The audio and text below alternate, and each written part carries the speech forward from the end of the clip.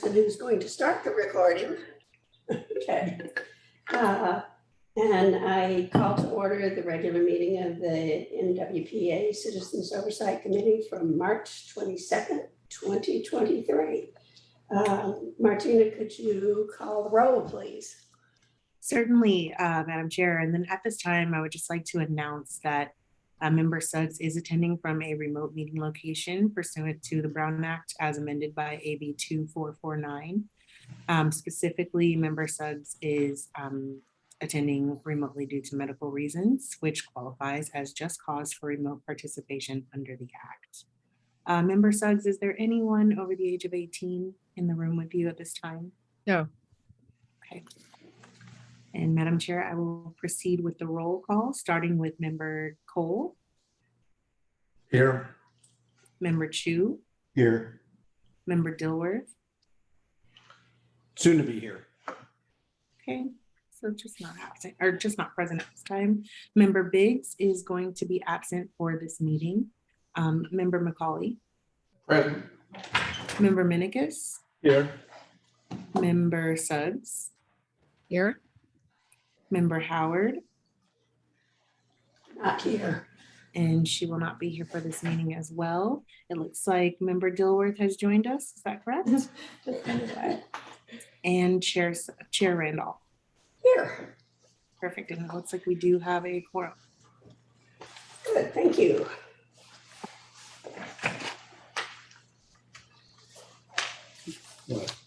Take a deep breath. We should remember being here to get fingerprinted, or have you done that? No, Yes. yes. So before we begin, there's open time for public expression. The public is welcome to address the Citizens Oversight Committee at this time on matters not on the agenda that are within the jurisdiction of the committee. Please be advised that pursuant to Government Code Section 54954.2, the committee is not permitted to discuss or take action on any matter not on the agenda. Comments should be no longer than 3 minutes and should be respectful of the community. And could I remind everyone in the room and those remotely to silence your cell phones and mute when you are not reporting out. And I don't think we have any members of the public. I don't see any online. Okay, so does that mean we can skip the members of the public when we get to it every time on the agenda? Technically, we should still Okay. make that an option in case someone shows up unexpectedly. Okay. Give them a moment. The meetings would be much shorter if Yeah. we could skip that. Yeah. So Executive Officer Brown will give us a staff report at this time. And well, actually, if I may, we missed agenda adjustments if anyone. Oh, I'm so sorry. At the bottom of my page, would anyone like to make any agenda adjustments? Hearing none. Now, Okay. Executive Officer Brown. And I'll try to keep my report as brief as possible. I hope you guys had the opportunity to attend a board meeting remotely or in person. Well, I guess it was all done remotely. It was our first in-person meeting for the entire board, and we had a pretty good attendance. I was really happy with that. We had a little bit of feedback issues that we worked through with the sound system, but that got fixed.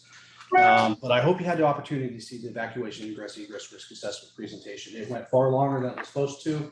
However, there's just so much information. It was hard for Tammy to get through that entire piece. And quite frankly, I'm excited about the opportunities that risk assessment is going to present, not just in the wildfire world, but community development agencies are going to be able to use the information that's in that, public works agencies, law enforcement agencies. And so the MWPA was actually built to help evacuations regardless of the the discipline of public safety. So it's going to be a really helpful tool.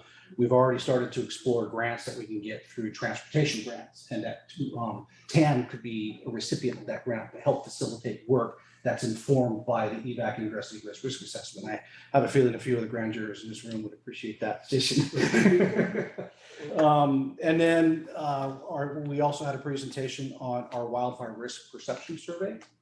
And that is opening up the door for us to have a greater collaboration and a more face-to-face and personal relationship with all of our communities, whether it's Inverness Ridge, or it's the canal, or it's North Berrien Community Services. It's given us a different level of access to the public, which is pretty positive for us. I know how you guys know how hard the ATC and Ops has been working with the development of our work plan. The JPA-wide projects I thought were well crafted and well presented for people to digest. We've had some ad hoc subcommittees provide feedback to staff on those, and including the Ops Committee. And then we will be bringing those recommendations back to the Ops Committee. Some of it has to do with the funding levels for each of the JPA-wide projects. We had to settle on a draft number so that we can move forward with our member agencies and our zones building their budgets for their zone projects. And following the suggestion and recommendation from the COC, we have that 80% clause where we have informed each of the zones what 80% of the revenue is, and we're asking them that they build their budget to that 80%. That leaves 1.3 million off to the side for priority funding. And so we're telling them build projects that you want to present as a priority project. And then you guys can vet what you feel are priority projects. So we are spending our resources where it's appropriate. I took some time last weekend to draft criteria that we are going to suggest to the ATC to use to prioritize those projects, and also a little bit of a mechanism. When Ann gets back from her vacation, I'm going to sit down and discuss it with her. We'll share it with the ATC, and it'll be a staff report to the ATC. But in a nutshell, it could be, and I'll use Santa Fe as an example. They have a great project that they're working on Ridgewood. It's likely to be a very expensive project on Ridgewood, but it hits a lot of priority items. So what Quinn could potentially do is have that project be funded to this level here within that 80% budget, but then petition to the rest of the ATC. This is so much of a priority. Let me get to this much of the budget so that they can increase the pace and scale of that project. Or it could be just a novel project. New, and what we ask is that's a new and emerging project rather than the continuation of an old project. So as far as prioritization, I recommended the CWPP parcel level risk assessment, the new WUI maps from CAL FIRE, the forest health strategy maps that the Parks Conservancy has. They have a fine level veg map that's available. And we have some great subject matter expertise amongst our members, but I'm also asking them to consider zones' ability to actually spend those resources. If we have a zone and we have the data where zones have been underperforming when it comes to being able to expend their resources, it would make a lot of sense to pump more money into a zone that's not currently expending all the resources that they have available to them. So that's what we're looking at for there. Well, can I ask a question? Sure. Might this though be weighted a little heavier towards the larger districts since they have more resources to build priority projects? You'd be surprised. Okay. You see where it's going, right? Yes, Yeah. actually, if you look at percent of revenue expended, the West Marine is actually doing really well as far as expending down their resources. Okay, yeah. Related question. Yes. So at this point, there's a shortfall of $9.2 million, because you haven't caught up yet. So is your guidance reflective of that Yes. also? Okay. Yes. And then my last thing, before we get fully into Q&A, if you guys want it, is an invite for March 28th down at Marin City to look at the project that's been going on along the wildland urban interface in Marin City. And we're crafting that to be very accessible. So some of our others have had some hiking in it. This won't be very accessible. Already signed up. Good. And with that, I'll take questions. Yes, I have one question in talking about this 80-20 and prioritizing. I know that one of our recommendations last year was probably slightly inappropriate, veering into policy, but to spend more in West Moran where they have very little money. Is that part of the intent of this, is to open up money so that they could take on some big projects in West Moran? It is, and the board, and rather than say we want to spend more money in West Moran, wanted to say, well, no, we're going to spend money where it's prioritized. And so that's where this prioritization process actually, and to credit where credit's due, Rich Shardall, who has tremendous experience dealing with large sums of money through Urban Area Strategic Initiative. He was through San Francisco Fire, when he was with San Francisco Fire, he managed the UASI funds for the entire Bay Area. And they had 4 hubs. And he's the one that said, we set a floor, and then we made them prioritize the rest of it. And so he's the one that brought that suggestion to us. Sounds good.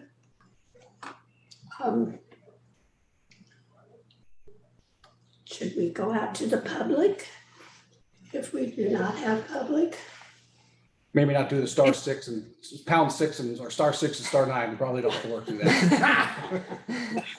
If there are any members of the public wishing to speak on the current agenda item, the executive officer's report, please raise your hand in the reactions. And it does not appear that we have any hands for public comment. There's a real latency problem with that, with it up there, everything's delayed. Oh, yeah, this is my camera. Oh, is it? Not much you can do about it. Are you all having a problem hearing me? We hear you fine. It's just not in sync with your mouth. Okay.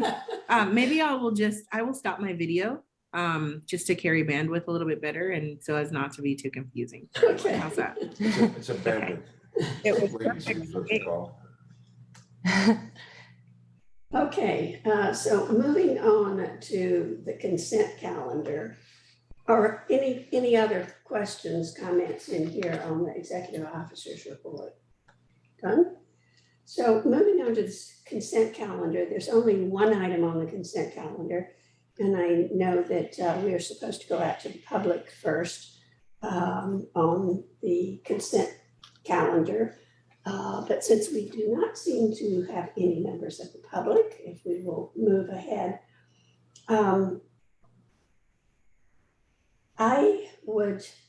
The only item that we have on the consent calendar is the minutes of the last meeting.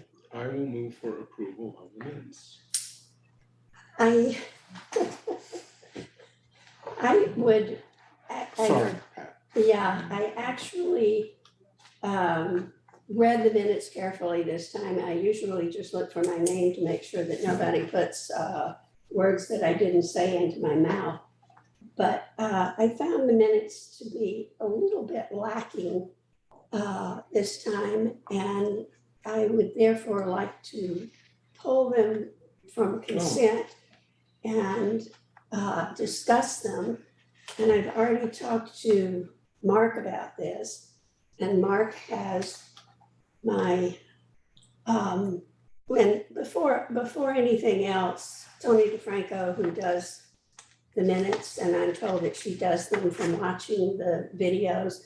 And I think she does an absolutely marvelous job for not being a part of these groups and understanding everything that's going on. But I found these minutes to be somewhat lacking, as if she had hurriedly done them or done them quickly from rough notes. And there are a fair number of form and English grammar mistakes, plus a couple of substantive things. So I would like to pull them, and if we can go over them. If everybody trusts me as an old school teacher and the mother of an English teacher, and that the English grammar things, that I know what I'm doing, we can move quickly to the substantive things, if that's okay with everybody. Yeah, and can I make a, Mhm. oh, go ahead, Lane, I'm sorry. No, I was gonna make the same comment as you. One of the things that there were a couple things where it said someone asked a question, but we can also have summary responses. And I thought that was missing. So there's that part. And we had a motion to continue the minutes to this meeting. And it was not specific in the minutes. It just said to continue. But we were going to say continue the next meeting. And I think as a result of it, it didn't end up on our agenda for today. Okay, we don't have to approve those minutes today, but you know, that should be a business item now for them. And I had next forgotten time. about that. Yeah, I would have gotten that to Mark sooner. It's just that I didn't read this until this morning. So sorry about that. Are there a number of them? Would it make sense for maybe that we defer to the next meeting and let you work with staff to? Well, I have actually already done a track changes. And I think it's pretty simple if you trust me on the Sure. English Yeah. stuff. Sure. I think they're just 2 or 3 substantive things. The way we've done it on other committees. Yeah, And I'm not saying we have to do it like this here, is if we have corrections, we do them, we send them in, and then when we come sit down, we okay, either accept them or not. And so that we have them ahead of time, and it saves a lot of time here, going line by line and like Okay. that in the future, for the future. well, if we can defer these until the next meeting and Mark and I can clear them up. And that would make me very happy, and that will save us all a lot of time. I would vote for that. I would move for that. Yes, I so guess- you can amend your original motion to continue it to the next meeting. We'll have 2 meetings worth. Yeah. So I'm amending the original motion. Do I hear a second? Martina, can you give us a roll call? And since we do have one person remote, we have to go through the full roll call instead of saying aye. Certainly, starting with Member Cole, Aye. Member Chu, Aye. Member Dilworth, Aye. Member Minikis, Aye. Member McCauley, Aye. Member Howard, Absent. absent, Member Suggs. Oh, you were muted, Rebecca. Aye. Perfect. Member Biggs is also absent, and Chair Randolph. Aye. Perfect. And we'll just send the corrections to you in the future if we see something. Well, to the chair. She sounds great now, but now, of course, we can't see her. Aye. Okay, so moving to our one action item, which is 7A.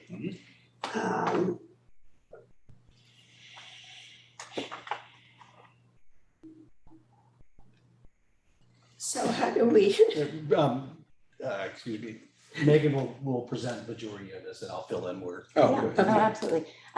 Sorry, I wasn't sure if we were, I see that was the action one. So we, at the last meeting, I was not here, but I am aware that there was some delay of this item to be able to figure out sort of how to manage the current structure of the subcommittees, one of which is the writing subcommittee that was meant to sort of take in the draft reports and edit all of those reports before they potentially went out to public discussion at a public meeting. And that structure actually would be a potential violation of the Brown Act because of the way the Brown Act is written to very broadly state that any deliberation and decision-making that goes on outside of by a majority of the legislative body that goes on outside of a publicly noticed meeting is a violation. And so even if that occurs within a document in a red line, that constitutes deliberation. And so to avoid that, we are suggesting that the writing committee be dissolved in its current form so that the whole committee can have a discussion about the drafts of each of these subcommittee reports. And then each of the subcommittees would then go back, revise those reports, and then come back and work toward that final version of the annual report. And this is really similar to the advice that we've given to the ATC and ops in their development of the work plan, because similarly, it would be much simpler if they could just go work on the individual documents and all get in there together. But we've suggested that those be brought forward to the public in a public meeting to discuss drafts, so that then those can be revised and finalized, much like this. So this, I know it's a more cumbersome process than it might have done otherwise, but I think it's the best way this year, given sort of where we are in the process, to get to a Brown Act compliant version of the report. And then next year, we can think about different types of structures, but that's not something you need to come up with today. But that is our suggestion, that writing subcommittee be dissolved at this time, so that everyone can provide equal input and at this meeting and then in future meetings as well for this report. And if I could add, it's common for that type of debate to occur to deliberation. And I think the ATC this year and ops has gotten into that flow where the groups have worked to create those JPA-wide proposals, brought them to the full committee. They receive feedback back, and then now we're going to what the ad hoc subcommittees had worked on will be brought back again to the full committee. Okay. So first of all, are there questions from the committee before we go out to the public? And then we'll come back to the committee for discussion. I just had one question. Mhm. And this relates to the overall concept of how the Brown Act works. And the question relates to the fact that when subcommittees are formed and they reached a decision point, but they haven't completed their work, my experience of doing it for 15 years was it was quite common for the subcommittee to bring a direction to the broader organization for discussion, deliberation, so kind of everyone knew where you were headed. Moving forward, not looking backward, but moving forward, is that, what's your reaction to that from the Brown Act perspective? I found it being very common. The direction, and that you would sort of come up with a recommendation that you would, within your subcommittee, that then would be presented? Yeah, so if you as a subcommittee think, okay, we're 80% there on something, we want to get a temperature read from the overall organization, we like to bring it to the overall group for a conversation, because, Brown Act stuff's supposed to occur in public. Yeah, so. similarly, yeah. As soon, if you want to get input from a majority of the members, you would need to do that publicly as well. Right. I'd just like to clarify that the recommendation, unless it was an action item, there wouldn't be any kind of straw poll, because in my view, I think that's converts a discussion item into an action item if you have a show of hands or you count noses in any way. So, to get guidance on something? yeah, I think because if it's a discussion item, it's a discussion item. And if it's, the general tenor of the conversation could be, this is interesting and good, or, there are problems here. But I think that if you taking a poll in any way, you're heading into an action item. Then maybe it becomes an action item to move it forward, just a simple, it's an action. The board approving, the committee approving to move it forward, would that solve it? If it came up on the agenda as an action item, I think. But I don't know, can you convert a discussion item into an action? Well, I think that sometimes in the drafting process, so for example, when we go forward with if you're looking at a draft of something and you think, well, are most of us on board with how the direction this is going in? A consensus, that type of thing, can help the drafters so that they know when they go back that they're not just going to keep ending up ping-ponging around and presenting something that a majority isn't comfortable with, I guess. So I think that might end up being the equivalent of a vote if there are strong disagreements, which is very difficult for the subcommittee, which is how are we going to, but there's always another opportunity to present. Then maybe it is best to put them, if there's going to be, if you feel like there's any level of action at all, even just getting consensus, this is really more Rosenberg's rules of order type of discussion, not about the Brown Act necessarily, because it's about how you're able to progress toward a final action, right? So generally an action item would be something that once you have acted on it, there's clear direction and you're ready to go and finalize and move on, or a policy decision, something that has some sort of finality to it. But if you feel that the iterative, as a committee, that the iterative way you want to do it is to treat everything like an action item, even to get consensus, that's available to you, but it may, it'll just make for a longer section of the agenda more than anything else, I guess. It doesn't have a huge impact, I don't think, on your ability to act, because it's, again, it's more sort of form over function in some ways, because you're just trying to get the pulse of what people, how this, for the example, these reports, how will they get finalized if you can't get a sense along the way of the majority being on board with it? But don't you get that from the tone and tenor of the conversation? And trying to show a show of hands is, to me, is a vote. I mean, that's much more of an action item, much more definitive.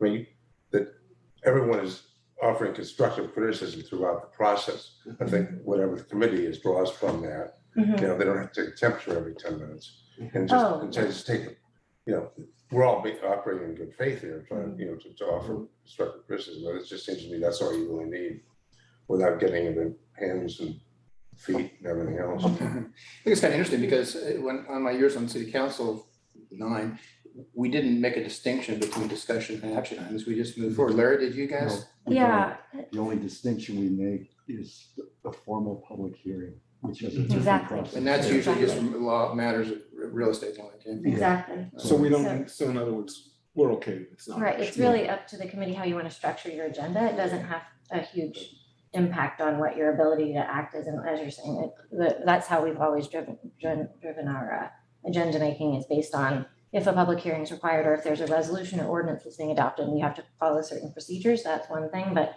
when it's just a discussion about internal documents, or sort of getting an idea about what policy direction you want to go in, where it appears on the agenda is not a critical. It's more process. Exactly, that's what I mean by form over function, yeah. Does Roberts, ours is Roberts.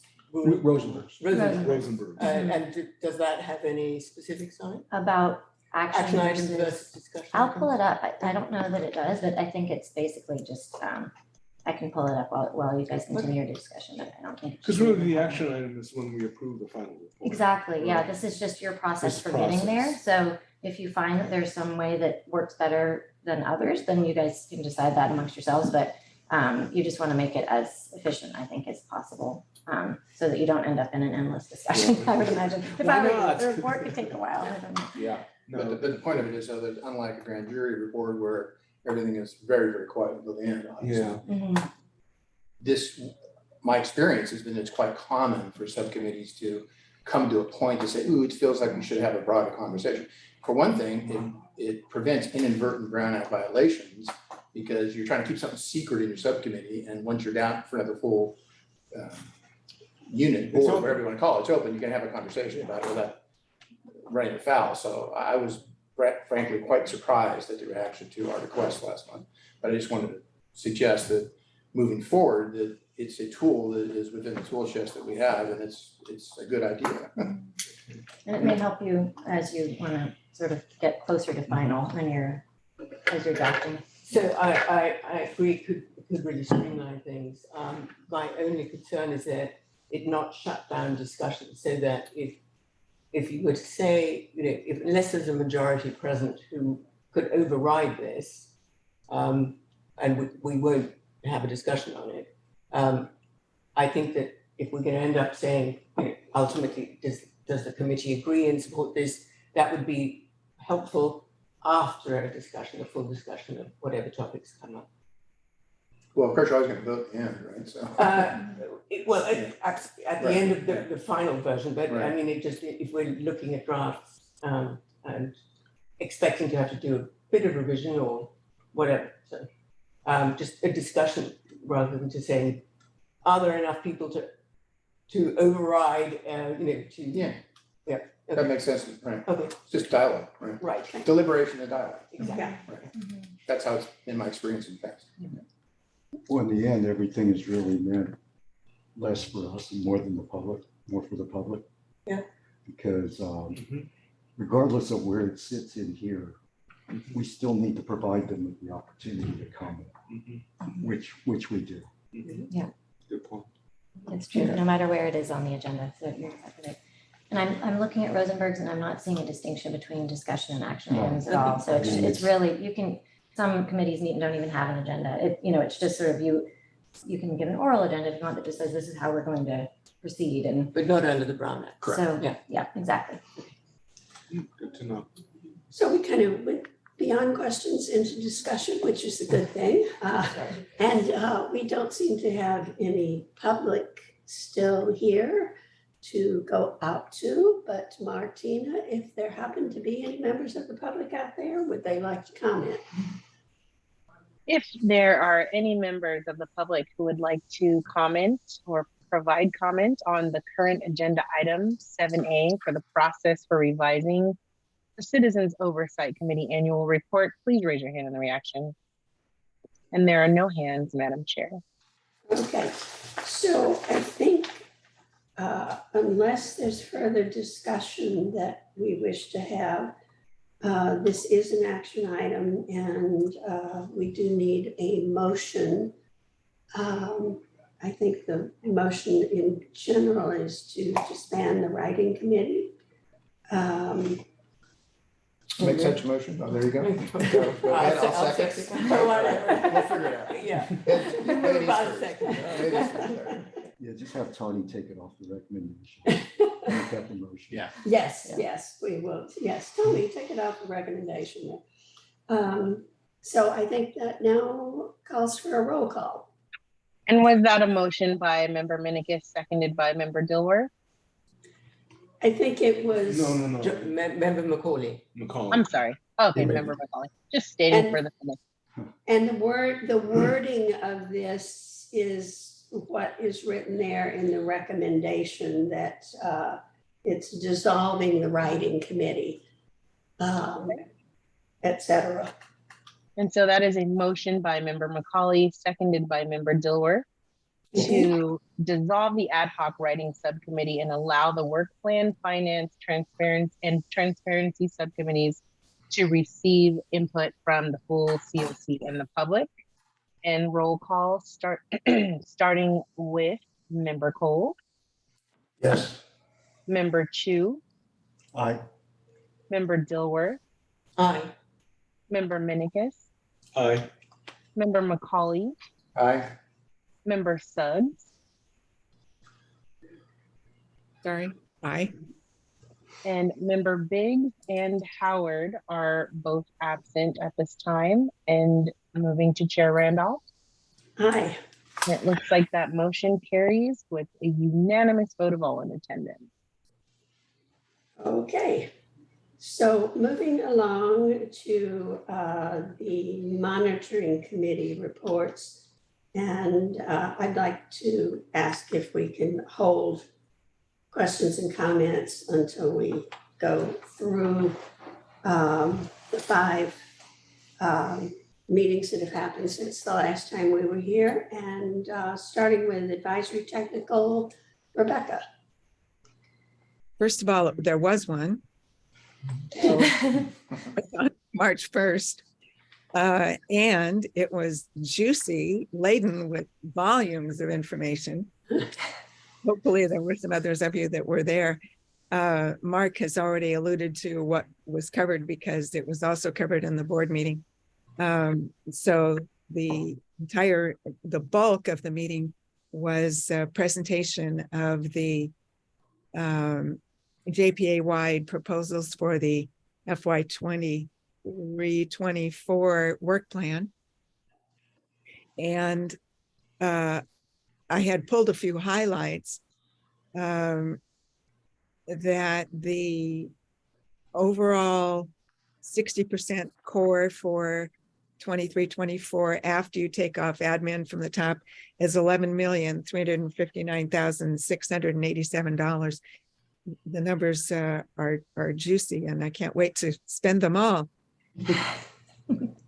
I did really appreciate going in depth into a few of the projects, and the ones that they picked this time all seemed to have to do with public education, which was really interesting given what's going to come from the work plan review that we're going to do later that has public education in it. And the slides for the presentation are all going to be attached to the minutes for the ATC meeting of March the 1st. I didn't see them there yet, but I'm assuming now that they've been presented to everybody that they'll be attached to one of those, maybe the board meeting even. So Martina and Mark probably know that and can pipe up. But that was really the bulk of the meeting. And it was really good. We'll put the slide decks, each of the meetings that they were presented at instead of just at one. Even better. Thank you. Okay, thank you, Rebecca. So moving to me twice, and I will be happy when Lucy can take over one of these when she is through her master gardener training. The board of directors and the executive committee, I'm going to talk about them together because one leads into the other. And I'm embarrassed to say that I forgot to look at my notes very carefully before coming to this meeting, but beyond what Mark has reported, I don't think there was anything of really deep concern to this committee from either one of them. They were very interesting meetings. And as Mark has already mentioned, some really good information was shared. But I don't think that there were anything that of deep concern to us. So I will move on to Finance Committee. Mr. McCauley. Yeah, so that meeting was earlier in March, and the principal elements that were discussed at the meeting were the 3% annual increase, which was decided, and then there was a study which would estimate the current year tax proceeds around $20.5 million. That was basically it. Right. Casey was there also. And just to help Pat, there was a robust discussion about that 3% increase at the board meeting. Right. So just not just a rubber stamp, 3%. Since inflation's around 6, it's pretty easy to figure that out. But as my father used to talk about the magic of compound interest, I was glad that it was brought up that if you skip a year, you're going to be paying for that forever. And I am also embarrassed to say that I forgot to, although I went to the operations committee, I forgot to double check with Jennifer to see if there was anything from the operations. But again, I think Mark is pretty well covered. Rebecca? Yes, Mark covered it and Rebecca covered a little bit because the same stuff was presented at the ops committee meeting. However, one thing I did forget to mention is there is a slide that you may want to look at towards the front of the deck that covers the process followed, which I don't think I paid much attention to the year before. I must have. But anyway, this year, that the ATC is going to be their ad hoc subcommittee for reviewing the JPA proposals will be meeting. In fact, they may have already met. They will be meeting shortly, if not. And then their ad hoc subcommittee for the ATC will begin reviewing the agency's zone-specific projects that they're submitting in the month of March. The ATC subcommittee will start reviewing those at the end of March. So that seems to be accelerated from last year. I don't remember what the timeline was, but I think it's faster than it was last year. And we're trying to avoid the sprint at the end. Well, darn. Right. So that happened in ATC, but I'm guessing a similar slide went up about ops meeting. Sorry. Okay. Thank you for that.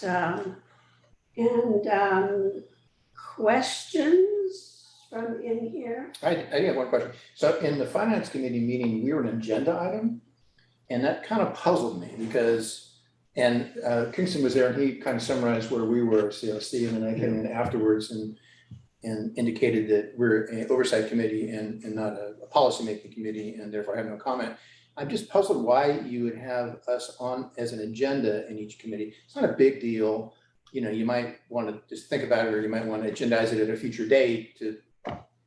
So that was actually quite a bit of discussion when we were developing, or when the COC was developing bylaws, policies, and procedures, and requests to the board, ops, and so on and so forth, to have an agenda item to allow a more than 3-minute discussion in case there were questions regarding certain topics that had been vetted by the COC prior to coming to that. And there's 3 committees that the COC is routinely added, but not routinely, is to be added. And that is executive finance and ops. And it could be, I'll give an example. Let's use an operations example. And let's say that the person observing this last March meeting had significant concerns with a proposal they saw in the ops committee. They can bring it back to here and say, as an agenda item, request an agenda item for the COC meeting. Hey, wait, am I way off base? This is my concern. What do you guys think? And if as a COC, you want to bring feedback earlier rather than later to the ops committee, we have a concern about this project, instead of us finding out in arrears that we had potentially spent Measure C money inappropriately, we can catch it there. Now, of course, just to make sure I understand this, if at the finance committee meeting, for instance, I had some concern, I could not bring that concern because I can't speak for the COC until the full COC has made a decision about it, right? But you could ask a question. I liked Larry came up with the appreciative inquiry. That you could have asked a question. Not my phrase. Do I understand? Yeah, I don't think we want to get into gridlock Yeah. where we feel like we can't reach out because we want to be careful we don't get in. Okay, well, to me, it was just, I knew, it was just a No, reaction, like I'm kind of puzzled by it. You guys have already, out. you've already like plowed this field Yeah. and so be it. I would perhaps suggest that maybe you only get agendized when you know there's something coming after we all have collected. Because you can't, well, I guess you can you can also ask a question without full COC, right? Yeah. So, okay, fair enough, good. All right, that's educational, thanks. I Yeah. just wanted to understand that, good. And I'll just add that if you didn't see the ops committee meeting, it was really informative in particular this time around. So it was worth watching. And I must apologize that I have to Yeah. leave. I feel bad about it. I don't. Take care, Larry. Yeah. But one thing I will note that, I was able to tell Ann about this before she went on vacation. I found a math error in our JPA-wide proposal budget of $230,000 in a good way. So the number that was presented is due to a math error, $230,000 more than it should have. Two subscriptions were double counted. Zone Haven and Fireside were double counted. Well, don't know whether that's a good thing or bad thing if we're underspending.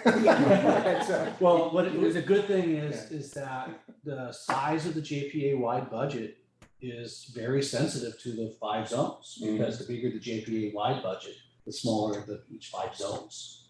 So we are trying hard to bring the JPA-wide budget to the same increase from last year as the 3% CPI. I have to say, I thought Quinn, I want to learn more from Quinn about her proposal. That sounds very interesting. And there's a little bit more collaboration with that proposal now with Fire Safe Run right now. So it's going in a really good direction. Yeah. So getting back to, unless some member of the public has popped in while I wasn't looking,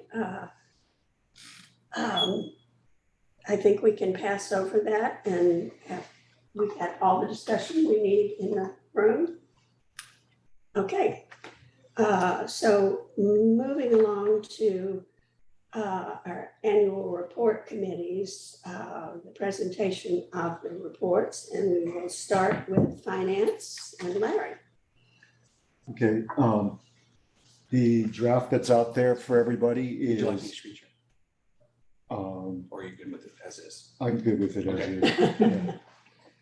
Yeah, the report is broken down into two sections. First section being that, we evaluated whether specific metrics according to the JPA agreement and enabling legislation was met in accordance with those documents. The second section is just a recognition of the various financial policies that have been put in place by the board. Some of them started 2 years ago. Some of them were postponed where additional discussion was, had in the finance committee in the following year. And there's just a general status on where each of those sit. By and large, you'll see that the financial metrics were met except for the one where they have 5 years to make sure that each zone has been allocated and spent their respective shares.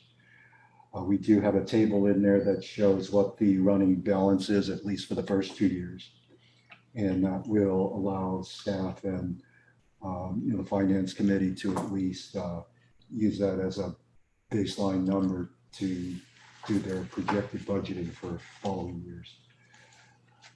In terms of the policies, I'm just doing this on recall. I believe the insurance policy was the only thing that hadn't been completed up to the end of last fiscal year. And as it was reported out by the executive officer a couple meetings ago, they felt that some additional research needed to be done to clarify some of the language that was in there. So that's kind of a high level portion of it without getting into any of the specific numbers, but I'd be happy to take some questions. John and I both equally Put a lot of work worked on this as opposed to just myself. So I was glad to have that. So let's confine ourselves to questions, and then we'll go to the non-existent public and then come back for discussion. Lucy? just a little thing, for instance, what do you mean by description of services in the very first background paragraph? It just says, defined in the JPA agreement, description of services in the tax ordinance. And I was just, Well, those are effectively the programs. I mean, we could. so it's not the, okay. So The it's the, various programmatic expenditures. okay. Any other questions? And still having non-existent public, I don't think we need to go out to, so now discussion. I noticed, and I unfortunately didn't bring it with me, but I will send to you, there's somewhere where there's not and not twice. A double negative that I will send to you later. That was probably just a spell checker thing that didn't catch 2 words in a row. Well, it was actually, they were separated, so Oh, that's why by spell another check didn't word, catch okay. it. Yeah, I had a couple of small things. You let something sit for a month and go back and look at it again. You have a spot.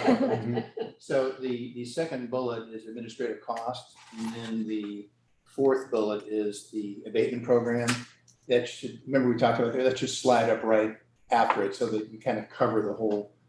Sorry, I'm sorry. I got 2 things going on. That's my apologies. One thing is the third bullet, where we talk about. The third bullet on defensible space. First off, you have to indent. Yeah. And then after that bullet, I think it's logical to do the dispensable space 2% one because it's kind of the same project. So I just suggested we move that up. These are cosmetic things. In the administrative area, you'll see that when you get into the work plan discussion, there was a notification that MWPA staff were not inquiring of the 17 jurisdictions as to whether they're spending money on administrative stuff, and we're recommending that when we get to the next section. I think in this section, it might be logical just to add a sentence that would refer to the fact it's coming later, right? So it kind of ties together a little bit better. And I don't know, are you gonna take us off to a professional writer at some point? And that's, I think that's one of the discussion items we need to have at a future meeting is how we compile this. And last year we had, I thought she did a great job with the, what was her name again? So I could find it. She works for, that person worked for transportation. So it was a Authority. graphics person that put it all together Yeah. for us. Yeah. But I don't think she's a writer, so I would suggest if we bring it to a writer. Yeah, so I mean, sorry, so I had the administrative cost thing move up, the fact that we're gonna get into this question about administrative costs, we acknowledge that later we're gonna recommend more work be done there. And then finally, again, this is very small, where we have that big table at the back there, and 2 paragraphs up, the target expenditures for vegetation management was 9.5 million, 80% of core program, I would say core program target, just to make sure it's clear how we're making that measurement, how that calculation occurred. So those are the only So comments I have. that's just in the header, correct? You're No, saying- in the parenthetical, Okay, I can show you that. yeah, we'll work on Yeah, it. okay. So, well, first of all, I think it's very, very good report. It covers all the important details. And there are some sort of indent things, and I would appreciate if we could do more subheadings, just so that it's easier to track what we're working with under each. Just where is it? There was a typo. Oh, policies added for the timeline and basic elements of budget preparation. I'm not quite sure the word added. I don't know whether we should waste our time on this sort of thing, but those are my comments. Okay, yeah. We'll go through that. Okay. Where was that? This is under policies, at the very last sentence in the budget preparation policy. Yeah. And the word added for the timeline and basic elements of preparation. I don't know what. Oh, added, okay, got it, Yeah. thanks. Just want to make sure we catch that, okay. Anyone else? I just had one kind of broad overview question, Larry and John. This has a lot of findings, but no recommendations. Do you have anything that you are recommending? Since there's not going to be a writing committee to pull out recommendations as we did last year. But John had mentioned the one associated with clarifying how the 10% administrative costs are dealt with. Okay. But And that's already in work plan, right? Oh, okay. yeah, by and large, there really aren't any because the policies are all in place except for the Okay. one. And all the other things meet their metrics, so there's no reason to make a recommendation. We do know that anything that's out of balance, they have till the end of the 5th year, so hopefully they're just keeping an eye on that. Okay. Mhm. And Rebecca, you have a question? I do. In the first, in the background, could you do like a 1 or 2 sentence overall summary, kind of like what you said when you started laying out how this was laid out, Larry? That just says overall for the year, you know, they stayed within budget or they were within parameters, they followed their own policies, they met their goal, something that just says what you're going to see is an analysis, but in general, it's all okay or not. So something conclusionary is what you're looking for? Yeah, I think so. Executive summary, you know. Yes. Okay. Better. Yeah. And again, you don't have to label it executive summary. It could just be a couple of sentences. So I've got a question about that, since we're gonna have eventually all 3, because we don't have the other one right now. Right. Does it make sense for those things to be dealt with by the professional writer? Because each one will probably do it a little differently, right? Because in the next section, we had something a little bit different in ours, and Yeah. it's a good idea, I understand your idea, so does it make sense for uniformity that the writer would kind of take a shot at that kind of stuff? So I think that there are certain things that the writer couldn't do. And what I think we're required to do is come up with findings which would be, these are or are not consistent. And that would be finding whether or not we went on to say, therefore we recommend blah, blah. That is not in any way compulsory, but if it's something we feel very strongly that we should be doing. So I think findings should definitely be clear. And then recommendations, if they follow on, but as I say, they're not necessary. Right. So you're asking Larry and I just to have a finding at the beginning that says that everything's, Yeah, yeah, that's fine, got it. Yeah, because each of the findings is actually a paragraph per sentence under the bullets. so you could summarize them, just say overall they meet the parameters and then have them break down like that. Would that work? Yeah, we can figure out a way to finesse that. Yeah, Without I having mean, to just- repeat it. Well, and I think the graphic designer will, you know, the way it's laid out on the page, Should make it clear. Yeah. it, you know, whether they're bolded or That's what we did, is we bolded in the second section. something like that. So any other, One Yeah. other under policies, the following policies were added on 12/15/22. I'm assuming there are other policies, not just in financial. So we might want to say the following policies having to do with finances or whatever that topic is going to be, were added on 12/15. So I've got this weird thing, I'm the only one who's seen all three parts because, well, I guess anyone on that first committee, and the first writing thing had seen all three parts, or at least parts of all three parts. And in transparency, there was a summary of all the findings, right? And remember, we talked about that not met, et cetera. So I think that's probably the best place for it in one, In transparency. in transparency.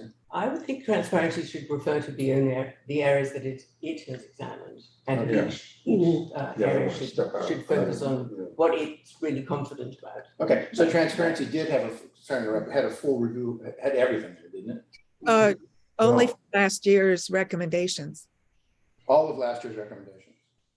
No, that's Didn't it what, have all- Yes, it did, it Yes. had a sort of list Yeah. of the recommendations. and A1, where AB, we are. Yeah, A1, but that, A1, B, 1C, right? but that doesn't cover a finance recommendation that would come up or a work plan Right, didn't, recommendation. So for this year, it covered what happened last year, an update from last year. And this year, we're looking at what happened last year, whether it reached, everything was achieved, so. I'm sorry, I'm still a You little gotta go confused. Oh, wait, so just to say, Yeah. each category of investigation would come up with its own findings. Yes, Which then if they were translated into recommendations, they could be either in the body of the thing or pulled out. But what was going on with the recommendation list that you saw in the transparency was simply an update as to what happened to the recommendations made in the last report. So there was nothing new yeah, for this year. yeah, I so, mean, they'll have their own newness. okay, I think I've got it, but to be clear about it, so last year, I copied them all, you had every one of them, they're in order, right?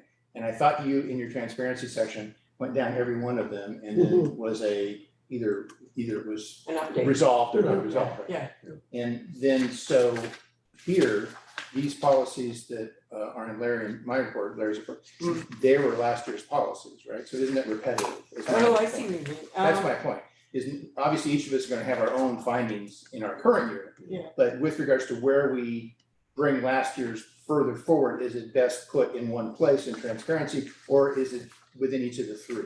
That's the only, so it's a writing question, really. So my 2 cents on that would be that Larry goes into considerably more detail as to which policies were updated and in what way. I think the update on the recommendations just really touches on 1 or 2 and the content of the changes. So this is more complete. So if you were to leave it in the finance section, it would, anyone who's really following these things. Yeah, would it's understand continuity, it. yeah. Okay, so I guess that makes sense. So there will be a little repetitive. but There that's is okay. always some Yeah, overlap, but we try and summarize it. Right, okay, Yeah. okay, cool. Thank you. okay, anything else on finance? So we didn't have transparency. Yeah, my apologies, I had a vertigo problem during ear, so it's sort of, it's still, knocking a little sideways, so. Well, I hope you're feeling better. Well, it's getting better. So I think that means that we move along then to, where am I in my notes? do we want to talk, did anybody have any comments on this, the table that John?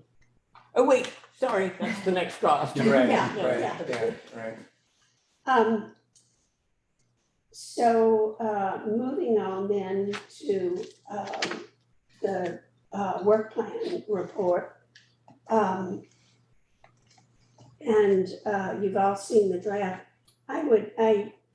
Jennifer Howard is the chair of this committee, and she unfortunately couldn't be here tonight, and she had drafted some notes that she was going to say beforehand, and I kind of took them and translated them into my own words, but just as a way of context for this, I would like to read them if you don't mind, and it will be quicker if I read them than if I try to say them, because I will digress if I try to say them. So it's important to acknowledge that not only is the MWPA still very young, but it's also very complicated, having 17 member agencies that makes it difficult to oversee. The extent and means of oversight of the local projects in defensible space inspections is still a little unclear. As a result, the Work Plan Committee all agreed that some focused planning needs to occur before the COC attempts this and all sections of the annual report next year. We should not be reinventing the wheel each year, nor should we proceed with a format simply because it was the way it was done last year. The whole COC needs to be engaged in planning the format, developing the standards, and agreeing on the procedures. And I think everybody would agree to that. The Work Plan Committee report is made up of two sections. One is a review of controls, and the second is a section focused on education and the outreach that MWPA funds. Throughout the controls review is an acknowledgement that we don't have the information we need to adequately oversee what we believe we are supposed to be overseeing. Last year, the Work Plan Committee and the Writing Committee collected a lot of information themselves. This year, that information was supposed to be collected by staff. However, the information that was collected was seriously lacking and largely unusable. I think Mark has a plan to get this information in a better format next year. Finally, a few comments about our process. We have been at work on this since early fall. I actually went back and looked. September the 12th, we had our first meeting, and I can't count how many meetings we've had since. We've done research, we've had many interviews, we have had countless Zoom meetings. Fortunately, multiple members of the group have paid Zoom accounts. So we have.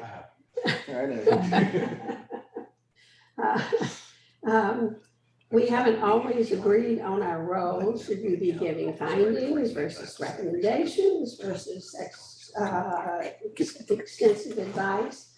We worked through all these significant differences by evaluating multiple options, considering all points of view, and writing our section multiple times. We're happy with the process and the outcome, but recognize that other members of the COC will also have differing viewpoints. And we will bet that a lot of those differing viewpoints have been things that we have already considered. So with that, let's go to the draft. And I don't know if we want to, I did not bring a copy of it, expecting that we would I could screen share if you guys like. put it up. Would it be helpful if I screen share?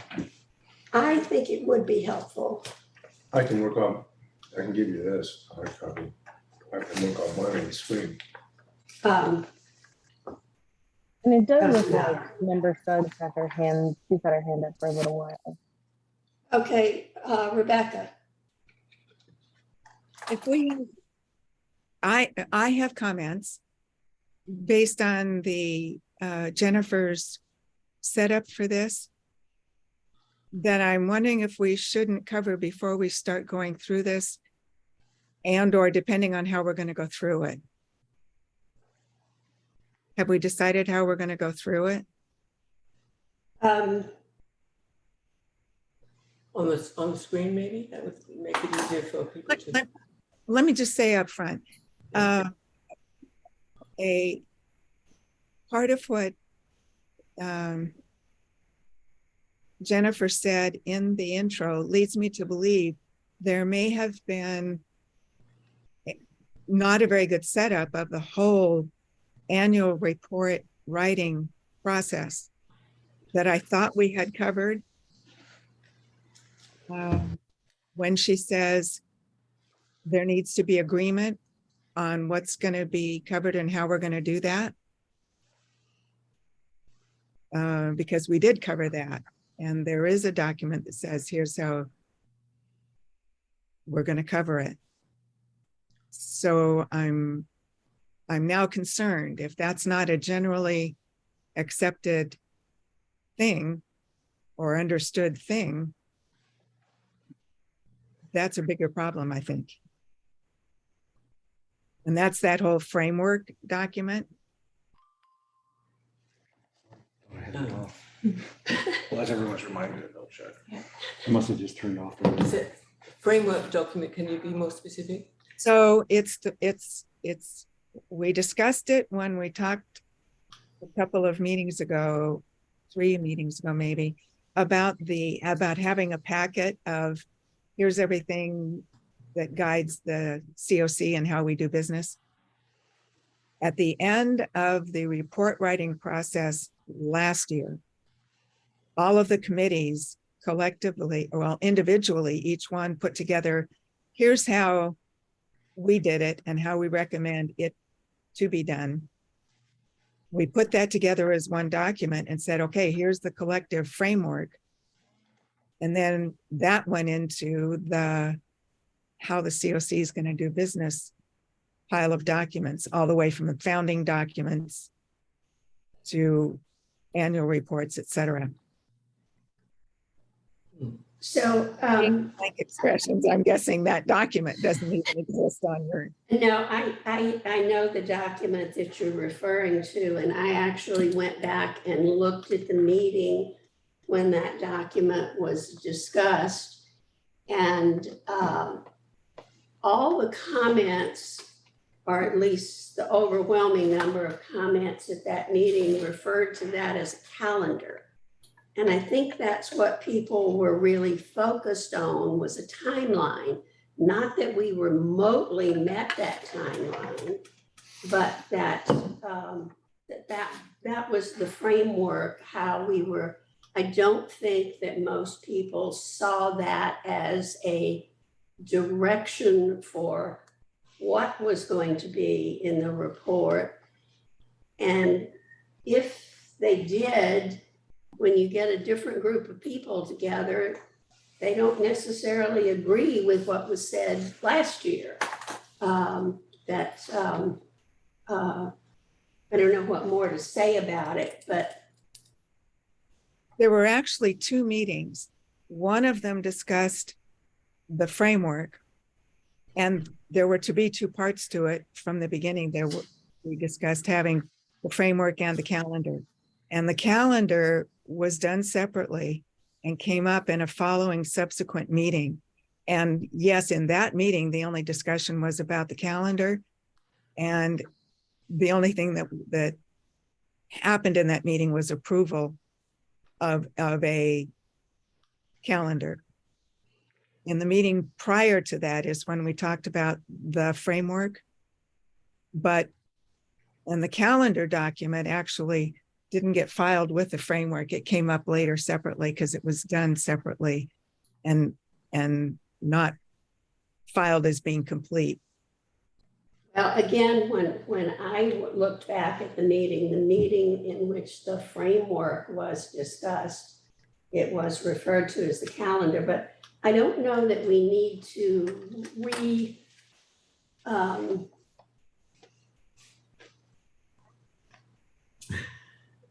I don't know that this is a good use of our time, because I think we all agree that we need a process that we all agree on.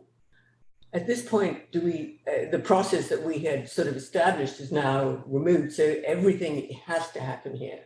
Yeah. So there is, if there's some fundamental rules that we agreed on, but in September or whenever, and if we want to change them, I guess we can talk about changing them. But if they were adopted at that point, were they adopted as a? They were as a agreed, framework? they were agreed to.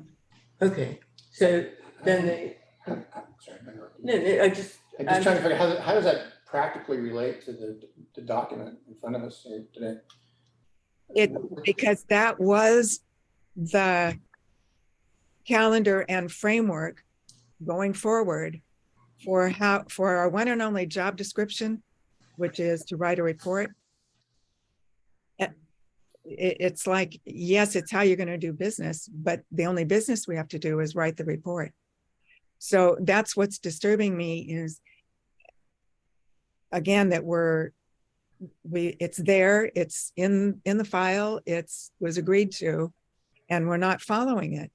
So, and we said at the beginning of this year, I believe, that we were going to follow the documents as they were in that file, and we're not.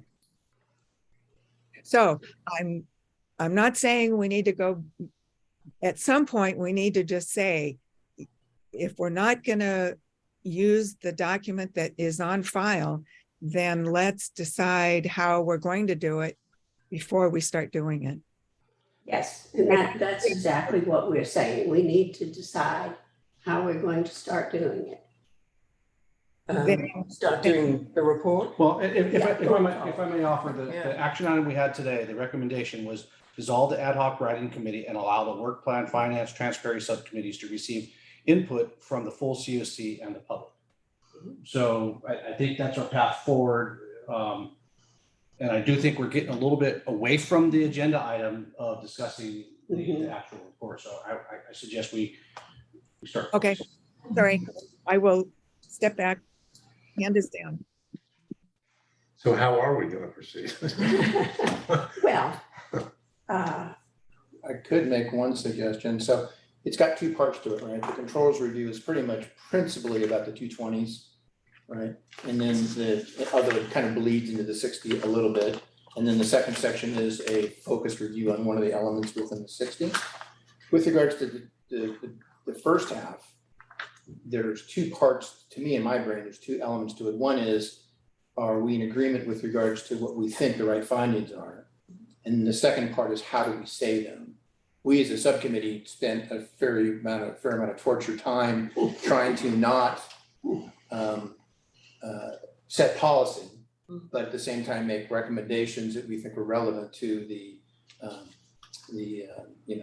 controls bodies. I can't just say the board because there's other elements, right? There's the president, the vice president, and the finance committee, all that kind of stuff. So we worked on wording.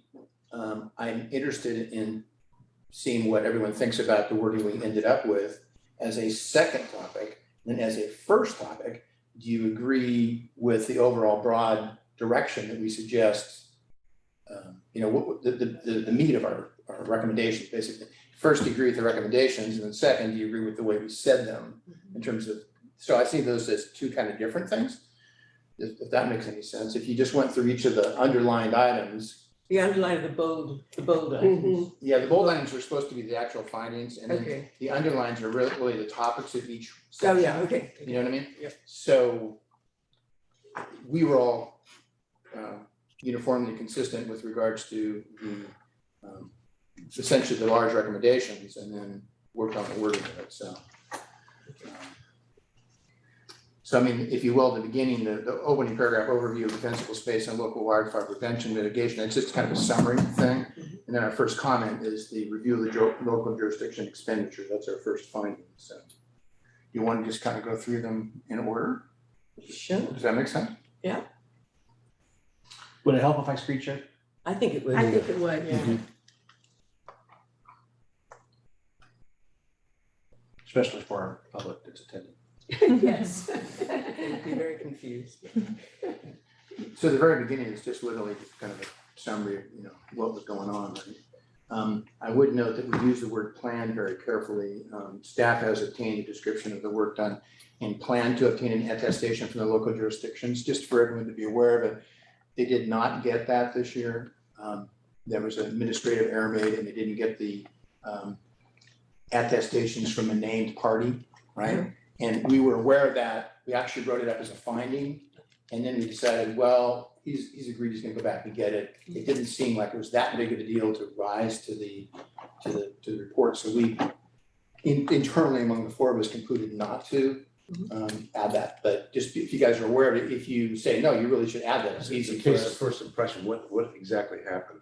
I mean, what's the problem? When Or is it not? the first year we had the work plan was all a PDF document and it was a fillable PDF. And it had that Right. attestation. And then, and it was the same person who built it for year two, Lynn Osgood. And somehow when we cut and pasted from one year to the next year, That section. I don't know why. It was, honestly, it was not purposeful. And so that's why when we built the online portal, that was the first fix, which did not have a name attached to it.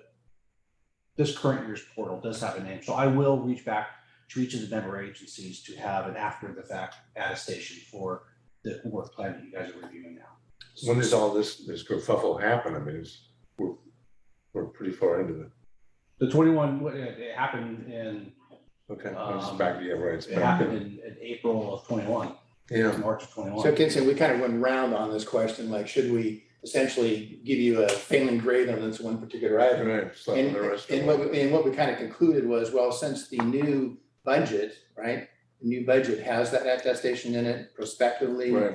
and this is a building New thing. work plan. We felt like, let's not worry about it, but I felt it's important for you guys all to be aware that we knew of that problem and concluded that it wasn't worthy of rising up to the report. And that's where we ended it. But we did talk about it. We went around a fair amount, the four of us. So if the broader full COC thinks that we should make such a recommendation, it would be easy to add it since we already wrote it like 5 times. It just felt like busy work to have Mark go out and get an attestation of something that ended 9 months ago. Yeah. So you guys okay with that? Yeah, but if you'd written it in which section, it would have come in the It would have been its own line. It would have been- overview of defense. No, it would have Okay. actually, yeah, it would have been a finding. So, Oh, just It like would we in its have- own section. in its own section, right, okay. right. Yeah, I don't have a problem with it. It's been noted and fixed.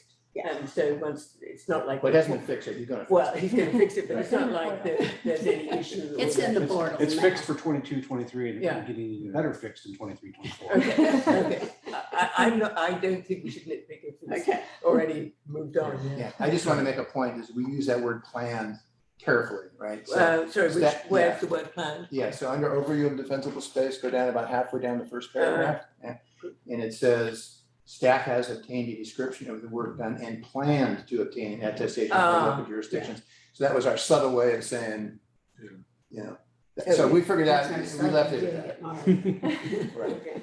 So I just wanted to make sure that everyone was aware that was a decision we had made. Okay, that's interesting. Could I just go back to the very first sentence? When you say this review is based on a reading of the 2021 work plan. Right. And on interviews and information provided. All right.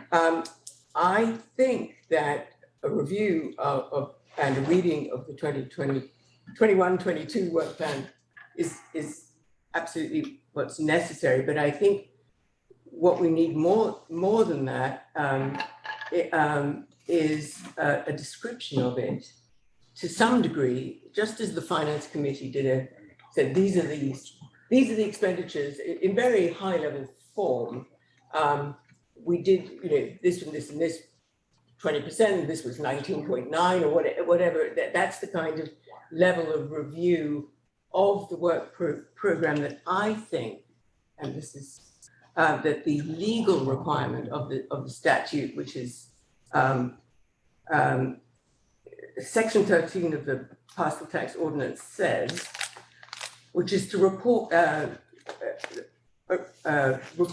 on the spending of the parcel tax funds, which I think has been done on the finance review, and the previous year's work program to evaluate consistency with the tax measure. So I think that there are some interesting points in here that you've zoomed in on very quickly. And I think, in my view, we need more of a kind of overall table or this is the work program consisting of 16 projects of this and 17 projects of that, whatever. And then if one of them is of particular interest because it doesn't meet, then you could say, but this is being fixed, or even if it's de minimis, you wouldn't even have to mention it. But I think that's the section, that's what we have to do, right? I think that's what that's what this tax ordinance is saying. I think we can do other things as well. So, yeah. Again, when I mentioned earlier, the kind of the question is like Larry's section's got some words in it. Our section's got some very high level introductory words in it, and I'm sure that the third group, the Transparency. thank you, Chan's gonna have some words also. So your comments are excellent. Should they be all the way at the top or in work plan? Because it's, I would say that there's the expenditures review, which I think comes in under finance. And then I would say, then it says the work program, and it makes sense to me that it would come in under the work program section. So you suggested that we just maybe take, I brought this also, that we just take some of the words from that and put them at the top there? I think it would be helpful because I didn't think it's quite clear when you zoomed in on things where they might fit in the overall structure of the work program, which is probably just a sort of reference point. So you're suggesting a table. Whatever makes the most sense, 17 projects and whatever in each, whatever way that you feel that actually is, you're addressing the work program as opposed to individual projects in the plan. So let me push back on that a little bit. So, because that was one of the things we were trying to raise at the last meeting, that last year's report had an extensive conversation of, I think of it this way, I think of 20, 60, that's kind of the way I think of it, right? 20 for the space, 20 for local programs, and 60 for everything else. And especially the way they manage it, because they don't really look into a lot of the local programs in the detail, which is one of our recommendations in here. The 220s are described literally in this first couple of paragraphs. It talks about how it works. Mm-hmm. So if you're suggesting within this document at the 60 level, we do an extended, not extended, but some level of conversation about how all the 60s operate. It's not the 60s, sorry. Yeah, well, there's. So there's expenditures which get broken down into 60, 20, 20. And then there's the work program, which is 7 core projects, 17, I guess you do it by zone, or so each zone has 5 or whatever. So that's the program analysis as opposed to the expenditure, the 60 to 20, 20. And each of these categories have their own rules. So we could say you can't spend the defensible space funds on something else. And that's what we would have said if we'd seen a line item that says party in Vegas or something. We would have said, hey, that's not, Yeah, I would say the big shiny fire truck, that was my idea. Right. Did they spend money on a big shiny fire truck? But we can't conclude on that right now because we looked and said the COC, the work plan committee, can't make a control, right? Yeah, we can't make a control, we can only look at controls that are in place. And we literally in this document say, hey, because staff has not gone out and looked at the D-Space program specifically, or staff has not gone and learned what all the local control, local projects are, and they've concluded that the spending is correct, we can't step on, until they do it, we can't do it, right? So. If the COC. That's our biggest finding. Well, yeah, and I agree that there are some elements in there that we could use a lot of help with. Sort of key data points being given to us so that we could make our assessment.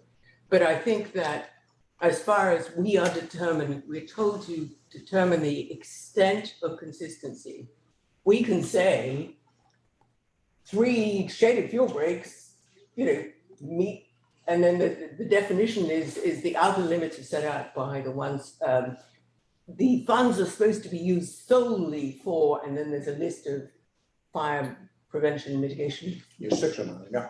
And so and we could actually say shaded fuel break does meet that. We could match that much.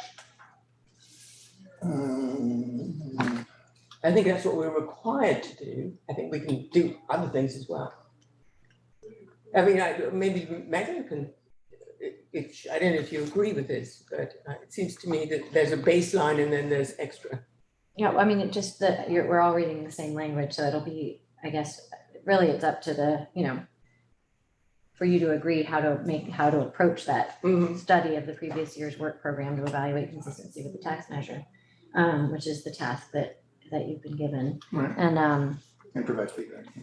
And then I think you're pointing to the JP, that's from the ordinance itself. And then the JPA language includes what you're describing about how the work plan is created and what it's supposed to be made up of. So I think it just depends on how deeply, I mean, I was actually just gonna pull up last year's annual report of the committee just to see how it was handled last year. Well, Last year's report had a ton Of detail, right? of detailed information, Yeah. and we, as a subcommittee, I concluded decided, yeah. we're not the marketers for the MWPA and shouldn't describe everything they're doing. We should rather look and make comments about things that we think are trouble. That's how we made our approach. So I think that's reasonable, but that's how we did it. So But I also think that you could say something like, all of the programs were consistent in our view, to the extent we were able to, you could even say to the extent that we were able to determine, except for this and this and this and this, and then go into. well, we have some,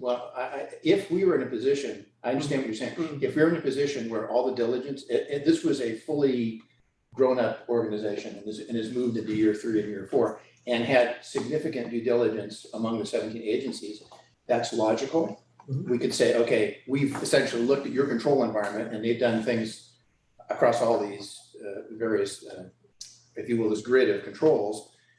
And we only have findings in the areas that we're concerned about, which we'll follow. To make such a statement at this point is premature in my view, because we have a huge, to me, it's a pretty big finding we came up with here that says that for local expenditures, 20% of our total expenditures, he's relying on, sorry to be mean about it, he's relying on an attestation from the units and not going out and really understanding that there's not a big fire truck in there. It's kind of like we're trusting versus we're verifying, if you will. So that's a big finding that we wanted to. Those are the big findings we have here. Right? So I have a question in relation to that, because I don't know from my reading of the documents, and maybe this is standard in other agencies and I don't know it, but what authority does he have to go investigate the local agencies and say, I want proof that you actually spent the money on this or that? He's not an auditor in that way. Staff, excuse me. So I don't know how he would command their, that they open their books. He weighs a check at him. Well, that would be a board decision to, I mean, I just don't know that. Yes, and we're the way it's suggesting. structured. Yeah, and we wrote, thank you. And we wrote this carefully. And at one point we said to have the board approve the level of his work, but then we said we're not telling the board what to do. So we used oversight. That's our language. Can you point to what page we're on and what language? Sure. Page 3. Yeah. Overall review of local programs by those charged with governance. Page 3, middle page. Okay. Right. So the local districts and geographic areas have numerous local defensible space and core funded projects designed to provide grants to homeowners, et cetera, et cetera, et cetera. And so 2.1 million, the COC is concerned about the interaction between a couple of these programs. And then in the end, it says, sorry, it's better on page 4. If those charged with governments choose to review local programs, such a review should consider whether each jurisdiction's efforts complies with the JPA agreement and only appropriate costs are funded, and the higher level of service is adequate. Local jurisdictions spending funds as they see fit, as long as the efforts are compliant with the spirit of the JPA agreement. We see you, Rebecca. It's on 4. So basically, the big picture, Yeah. in the big picture, on page 1 and 2, we're getting to the fact that staff has not gone in and looked at expenditures, right? And then on page, essentially on page 4, we're saying the board should probably look over staff's shoulders to confirm that they're happy that enough work is done, because it's not, COCs should, we never made a recommendation to do anything specific in here. All we said was something should be done, and whatever you decide to do, it should be reviewed by the oversight group that is responsible, which essentially, we use the word oversight group because it could be the president, could be the vice president. I could be mean, the the finance. agency oversight. Yeah, not the COC oversight. Exactly. So that's the structure of what we're trying to get at here. So basically, in the big picture, and there's obviously a lot of detail, in the big picture, you're spending money on D-space, right? And 20% checks go out, right? And that's the end of it, and then you get it back in attestation. You're spending money on local controls, 20% checks go out, all 17 jurisdictions, and they do their thing. And they describe to you what they're doing, and that's pretty rough. That element was not sufficient. And our suggestion was that the level of diligence that should be done by management needs to be higher. We're not going to say what it should be, but whatever higher level of diligence is determined should be looked at. I want to call it the board to make it simple, should be looked at by the board to say, yeah, you're doing enough work there.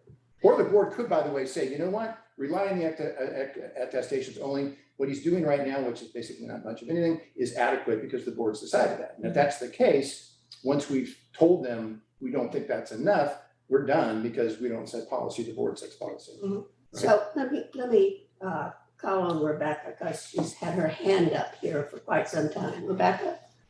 Yeah, the stuff that you're talking about, John, is not just a decision that the board can make.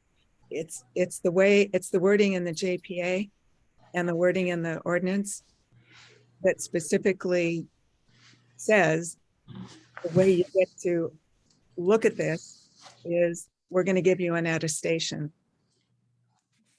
In other words, there's no other mechanism written in to either the ordinance or the JPA that says, board, you can scrutinize what the local agencies are spending on D-space or local, and this is how you do it. And that's not the intent, the way it was written, of the JPA or the ordinance. Now, legally, I'd have to rely on Megan to say, yeah, you could do something else about how you're going to do it just because it's not written into the JPA or the ordinance. But my understanding is you got to rewrite the JPA, which is a whole other thing.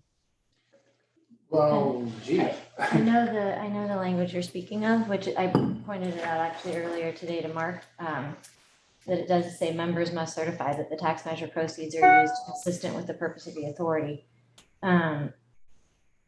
So it, as you indicate, it puts the onus on the member agencies to do that. And if that's an issue and you feel that that's a shortcoming of the JPA language, then that would be something the board would have to revisit. And there are ways to amend the JPA, but it's a pretty significant process. Well, let me push back on that, because it seems to me that first, the taxpayer is not looking to the city of Larkspur or the city of Low Valley or whatever the particular, because you get 17 jurisdictions who are doing a lot of spending, right? 40% of the total spending is controlled by these local jurisdictions.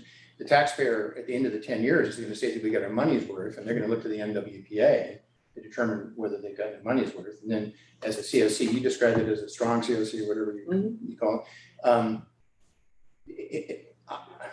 To me, anytime anyone gives somebody money to do something, they have a right to make sure that something that they're getting paid to do is being done, right? So I don't see, just because there is a statement about the need for an attestation in one of the documents, that's good, but I don't think there's anything that says that you just have to rely on the jurisdictions to follow what they decide to do, because our role is to say that the money was spent, right? That's what we're supposed to say, is that it's spent consistent with the tax measure. How would we be able to say that the money was spent consistent with the tax measure if we don't know what's done by each of the 17 organizations, that they did not buy a new shiny If fire all truck. we have is an attestation. Right. Well, we also have the project program, which said we're gonna spend $100 on the shaded fuel break, and then we can ask to say, well, what did you spend on the shaded fuel break? And they said $99. I think we would feel that was, you know, unless we're gonna go investigate whether any trees were sort of appearing. See, for the 60, that's pretty easy because so many eyes are on the 60s, Yeah. but on the 20s, there's no eyes on the 20s. Yeah, They're pass-through funds though, aren't Yeah, they? yeah. But that's the question, are they passed through funds? Okay. That's exactly. I think you're That's gonna the be ruffling a fun. lot of feathers on this thing. Really. Well, that's our job, but the question is it literally a pass-through?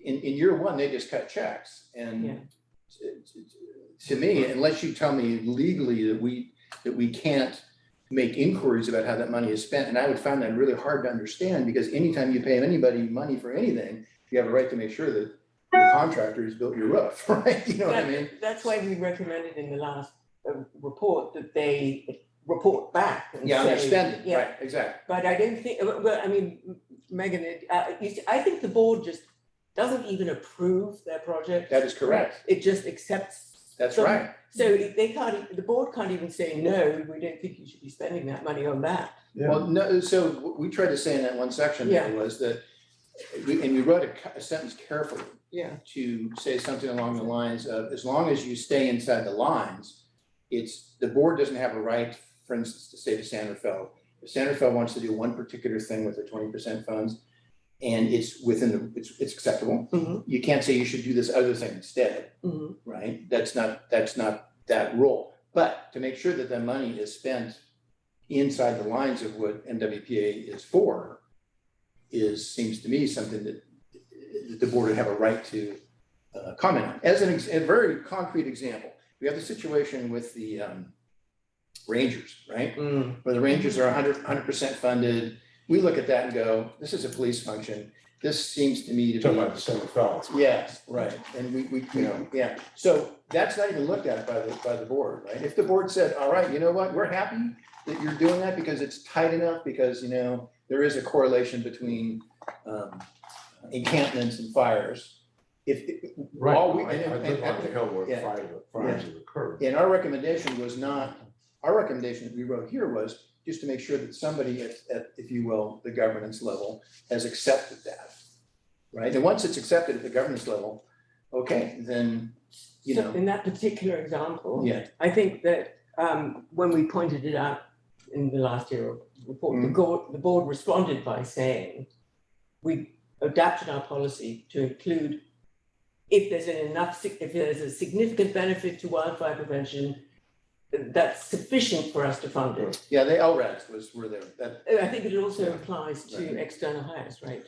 But the other problem I have with that one is, Pat, we had half a ranger, but it was a part-time job before the MWPA. Now we've got no rangers going out. It's quite a Yeah, one significant thing, change. Larry, who also lives on the hill, pointed Sure. out that the Right. other Larry Yeah. Menekes, who lives on the hill, pointed out that we are paying the rangers now with the pouring rain, that we're paying their salaries year round when they can't possibly be doing fire prevention work at this time of year. And we also noted that the amount of money budgeted for removing encampments was very small relative to the overall salaries of the people involved, which kind of says, well, how does that all fit? But the point of it was, we were not, in the way we wrote it, is we said, you know what, if the board makes that decision, that's cool. The concern we have is that, especially for the 220s, that the board's not even looking at them. And it's the public, when they decide whether the spending was fair or not, is going to look to the board. And we're suggesting that the board can't just close their eyes on 40% of their expenditures. That's our fundamental recommendation. And the staff, our view is the staff can't just write checks and assume it's a pass-through. Our view was it's not a pass-through. You should have the right, and unless you tell me legally you don't have the right, which I would be shocked by, but if that's the case, that's the case. But, you know, if you're giving money to 17 different organizations, you should have some level of diligence done to make sure it's being done, being spent in the way that it was intended. And that level of diligence would be decided at the board, between management and the board, not by us. Can I ask you a question more? What has been the understanding, tacit or otherwise, between you and like San Rafael on these things? How have you worked it out? I mean, is this 20, just give them the 20%, for the rent? But No, the tacit what's the deal? understanding, What's the the understanding understanding is that they will report out what they've spent on. to report out? Yes, they will show that they have spent the money where they were supposed to spend the money. And I will admit that the form of reports that I got back from our member agencies was difficult for me to dig too deep into it. And so that's why I have recommended changes on, we asked for, in year one, we created a draft spreadsheet and we asked them to fill out that spreadsheet. I didn't get much traction on that. Year two, I said, send me all, I again asked for the spreadsheet, send me this information. I got information, some of it was digestible, much of it was not. So what my intent for year three is, we are going to take tables from the work plan that shows the local and D-space projects, and then add columns that say complete, yes or no. If not, why? How much spent, how much remaining, how much over budget? And then have the difficult to discern financial records to back it. Let me, And just to can I ask a question here again, no, just to follow. How do you think Chief White's going to react to this recommendation about the 6 rangers and, and it's mostly police work and not firefighting? Let me ask, how's he going to react? I think he's going to understand that as written, the project description needs to improve. I think he'll agree with that on what the duties and what the metrics are behind that position. And we're recommending that there be agreed upon metrics between you and each of the spends to say, yeah, this is how we're going to measure you, right? So, what we're trying to get to, Mark, is if you have a description, right? It's something's going to happen. I presume that you are going to you're going to form a conclusion as to whether that's an appropriate use of MWPA funds, right? So if somebody said, I'm going to do a fire truck, or I'm going to, have, what would you say, holiday party? Yeah, trip to Vegas. Yeah. You're going to say, no, that doesn't fall inside of what's within the rules, right? And with 17 different jurisdictions, that's part of our point. With 17 different jurisdictions, all which have different levels of oversight, right? That we felt that some level of due diligence should be performed. We didn't say how much. We didn't suggest to go out with an audit or anything like that. And frankly, we did make a comment, if you're too thin in terms of staff, I think an auditor from the county could spend a couple of days at each location and say, okay, yeah, those things seem to hang together. I understand them. There's nothing hidden in the numbers. And it seems reasonable, right? That, if you're going to spend, money on, say you have, the way it's working now is the D-space is organized across 4 or 5 different units, 4 units, I guess, right? 3. Well, Four becoming 3, yeah. Okay, so if you went out and said, show me your budget for those 4 units, and sitting within that budget is a whatever, somebody who's doing something outside of that process, or somebody who's doing 10% of their time relative to D-space and 90% of their time doing something different, he has a right to say, wait a minute, that's not right. You shouldn't be spending your money that way, and have a dialogue with them. And if they disagree, eventually you could raise it up to a board, and the board would say, that's bullshit, don't do that. Or the board will say, yes, I agree with the 17 jurisdictions, they can do what they want. So that process is what we're suggesting. That's the fundamental, that's what this is all about. And let me, Rebecca has had her tiny little hand. We have a hard time seeing you, Rebecca, because you're a tiny little picture out there. It's a yellow Speak. band on a yellow. There band. you go. And I raised it a while ago, and now I'm not 100% sure which thing it was raised about. One is that I do think the way we're having this discussion, if you can think about it as rewording your bolded parts to say, yeah, we recognize some of this might be a JPA issue and some of it might just be the board can decide, so that we don't look like, Yeah. like so that we do look like we've read the JPA and we understand this might be a JPA issue, but we're still going to bring it up. And also that it was brought up almost the same way with the same example last year. And now what we're thinking is, yeah, we know what you decided at the board level, and we're not sure that we think you need to think about it some more. Does that make sense? Because the answer that they came up with, we are now saying, it sounds like in this discussion, we don't think that's the answer that the public would have wanted to see. What was did the board make any decision? It was, Yeah. if I may offer, first of all, that as far as the controls that I've been, I won't give any specific circumstances or people, but there's been at least a half dozen times where I've had member agencies ask me, what do you think about this project? And I said, no, it doesn't work. And I'm like, you sure? Yeah, I'm sure. And then there's been a few where I'm going, I don't know. And they're like, you think I should test the waters? Go, no, I don't think you should.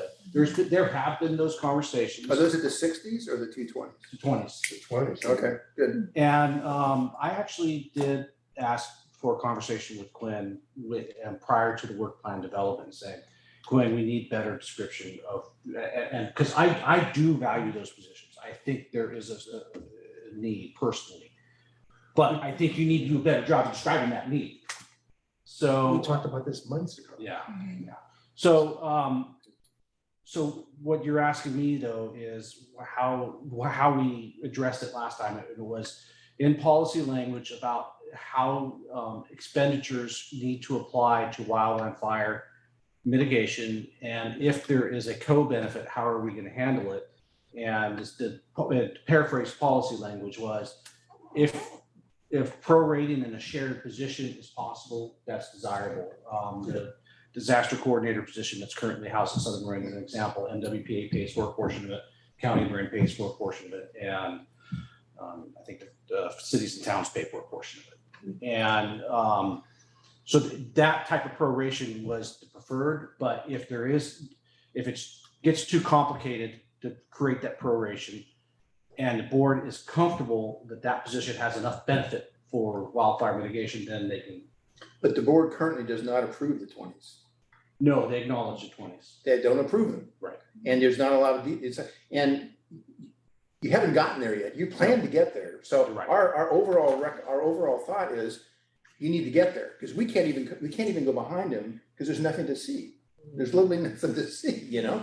So that's the gist of this. The second one is the bigger one than the first one. So the first one says, okay, this is the higher level of service issue. Yeah. Right? And we said that a higher level of service, which by the way only applies to the locals, doesn't apply to the other one. And our finding we made last year is not clear about that. So we kind of finessed our way around it and kind of, put our heads down and said, okay, at least for the ones that it does apply to, get your baseline and reach an agreement as to higher level of service. That's what the first finding is. The second finding is a big one. It says that, it's short, it's on page 2. Yeah. The second one is noted above, MWPA staff has exercised limited oversight to date on how expenditures are made for local jurisdiction. It's only one sentence long, but that's a pretty big statement. And we say the COCs needs evidence from MWPA staff that they have investigated, confirmed that all jurisdictions' expenditures for local projects and defendable spaces are used in alignment with the purpose of the authority. And in order for the COC to fulfill our responsibility, determine whether spending is consistent with the taxpayer, which is our job. Okay? Specific examples regarding staff positions and administrative costs follow. So that's how we did that. And we kind of went back and forth as to whether we should say that we recommend that staff do more work. And we said, well, let's just say we can't do our work. That's, we had an internal debate about it. That's where we ended. I would have rather just said, you should do more work. But we were trying to be careful about this question of setting policy. But that's what I think maybe we need a legal opinion as to what kind of control can the board exercise, and then therefore staff under the board's direction, over those Over local the projects. 20s? Yeah. Over the 20s. Over the 20s, something. both 20s, I guess, yeah. I mean, I would And think if you're dispensing. it's an, beyond an attestation. Rebecca has there's something nothing. to say.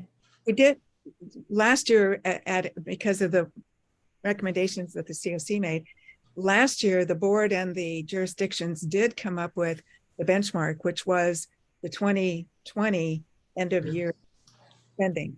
So when before MWPA took over, the end of that year, 2019-20, what was your spending? And therefore, that's the benchmark. If you spent more than that, then now we're talking about it's okay to spend MWPA money on that. And that's the higher level of service. That was the agreed to benchmark. Now, we might want to go back and revisit that to say, do we accept that as a benchmark?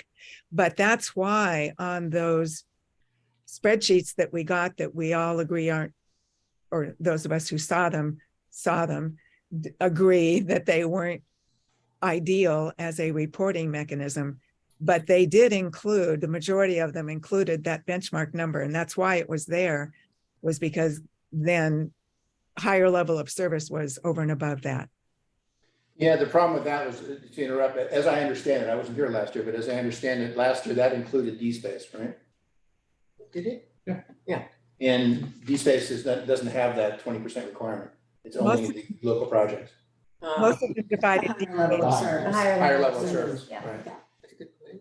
That is one of the work plan's recommendations, is to, even though it's not written in the JPA, is for us to assume that all three categories mean that, and actually that's the way we have been moving forward. Right. Well, not all three too.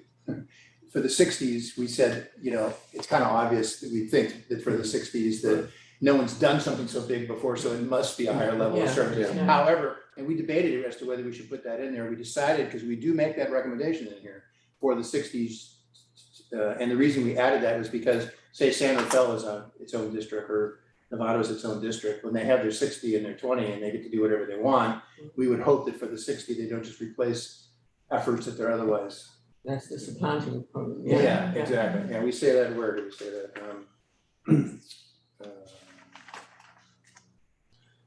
So I think essentially what you're saying is we need more controls, and I guess our concern, we can always make that recommendation, I guess, and then the board can say yes or no. Yeah, exactly. Yeah. Exactly, right. But I'm just wondering, and it might be that this is not our problem to wonder about, whether the board can do anything about those chunks, or at least the local chunk. I don't know, maybe the D-Space too. They certainly could do on the 60. And when you're saying what they can do, you mean that they could withhold funds if they don't feel satisfied with the Yeah, without going- information they're Yeah. given? Yeah, that's beyond what we've looked into ever before, because it's their taxpayers and they're answering, each of these jurisdictions, taxpayers are not just looking to MWPA, they're looking to their local jurisdictions to do work. Well, that's the interesting thing, because this is a countywide expenditure. Yeah. And if I'm a Mill Valley taxpayer, Mhm. I don't look at whether Mill Valley is getting its fair share. I look at whether the Southern Marin has got its fair share at an 80% level only, right? Mhm. And that expenditures are being made within the we call it four corners, within what the MWPA is for. Mhm. In other words, you got 17 different jurisdictions, waste, fraud, and abuse is always an issue in the public sector, right? So within that confine, if one particular district decides to spend money on a shiny fire truck or a trip to Vegas instead of doing it within the guidelines that are here, or really pushes the envelope, and frankly, I think the Rangers is a good example of that. I think that's really pushing the envelope, right? Mm-hmm. That some level of oversight needs to be there at the board level. And that's what our fundamental recommendation is. They should do more to understand exactly what's going on and have a record, a file of what's really going on in each of the jurisdictions. So if money's spent for somebody on payroll, we know that person is doing, if it's 100% of the payroll, then we know that they're doing more than 10% of their work on that topic. And he doesn't have a file with that. And then on top of that, whatever he does, we're suggesting that the board looks over his shoulder and says, yeah, that's enough. The board could actually, when they get this document, say, you know what, I'm going to just rely on attestations and that's all we want. If the board was to make that recommendation, we'd have to say, okay, we think you're nuts, but that's your decision, right? So that's how we put it all together. I have a question. Is there any possibility that each one of these agencies has their own audit? And would that provide sufficient confirmation that the money was actually spent on what they said it was going to be spent? No, I don't think so. Okay. Yeah. Larry, what do you think? You were Larkspur, I'm Mill Valley, I would say no. That's not what they're looking at, though. Yeah. But they there's are funds being looking to see spent. whether funds were spent as they were supposed to be. Maybe they pick and choose. Well, they may spot check Yeah. different things, when they're given guidance from the finance director and the city manager. But, in this particular case, it's similar to the money we get from the Transportation Authority of Marin. You have that local distribution for safe routes to school, as well as whatever you want to do within your own community. I don't know what their oversight. I'm is. on it. You're on it? Yeah. Okay, so do you check to see the public works? It's all a portion. I mean, it's just by, you get this It's much. just passed through. Yeah, it's just passed Slice. through. Yeah, pass. But if the So Safe it's Route not- School money for the city, for the Safe Routes for School money for the city of Mill Valley, if the city manager of the city of Mill Valley took that money and spent it on a LRAD or spent it on refinishing the roof of the community center, because CAS is fungible, you'd say, hey, hold on, that's no good. And you would know that because you know what the Safe Route to School effort is in each town. You know what's going on there. Well- And we're suggesting that he needs to know as much as you guys know at Safe Routes in terms of how his expenditures are going. Because he doesn't have a file. There's nothing we can see. Well, it's 16 crossing guards, that's. Yeah, exactly. Well, that's easy. Yeah, I know. Yeah, I know. And they're hard to train. Yeah. So we may be getting to a solution here, but I'm using it as an example. What if there was some sort of almost like a grant application process? At least you have something documented that shows what the intent of the local members going to be with their share. It's the work plan. Isn't that the portal? Yeah, they submit projects Yeah, for, yeah, so you have that. I remember seeing a whole stack of Yeah. those. Yeah. Okay, so really what you're saying is need some place where you can match it up more than. and just that's an where my attestation. challenge is. And I do have files, but they're not organized in a way based on the data that I've been given. They're not organized in a way that I would like it to be. And so that's why I'm suggesting this project was approved, this amount was approved. How much did you spend? How much was it completed? So on and so forth. So I think that will get me. to the- And you know enough about the project to say that project is inside the lines. Yeah. Yeah, Right, that's the point, is he should be able to assess it's inside the lines. Yeah. So our recommendation here is where's some confusion internally about us. Our recommendation is not to have an auditor go out saying, show me your payroll records and show me that Joe Blow got paid $2,000 for this month. That's not what we're suggesting. We're rather suggesting that is if Joe Blow is doing something, is that really MWPA? And is Joe Blow spending all his or her time on MWPA activity? Or just by the description, is it obvious that, they're doing other stuff? That was what we wanted to get into. I can't say how the board's gonna receive this, but I can tell you how I'm receiving the message.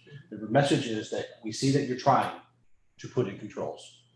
We think you need to improve those controls a little bit. That's what I'm hearing. I think that would be the summary, yeah.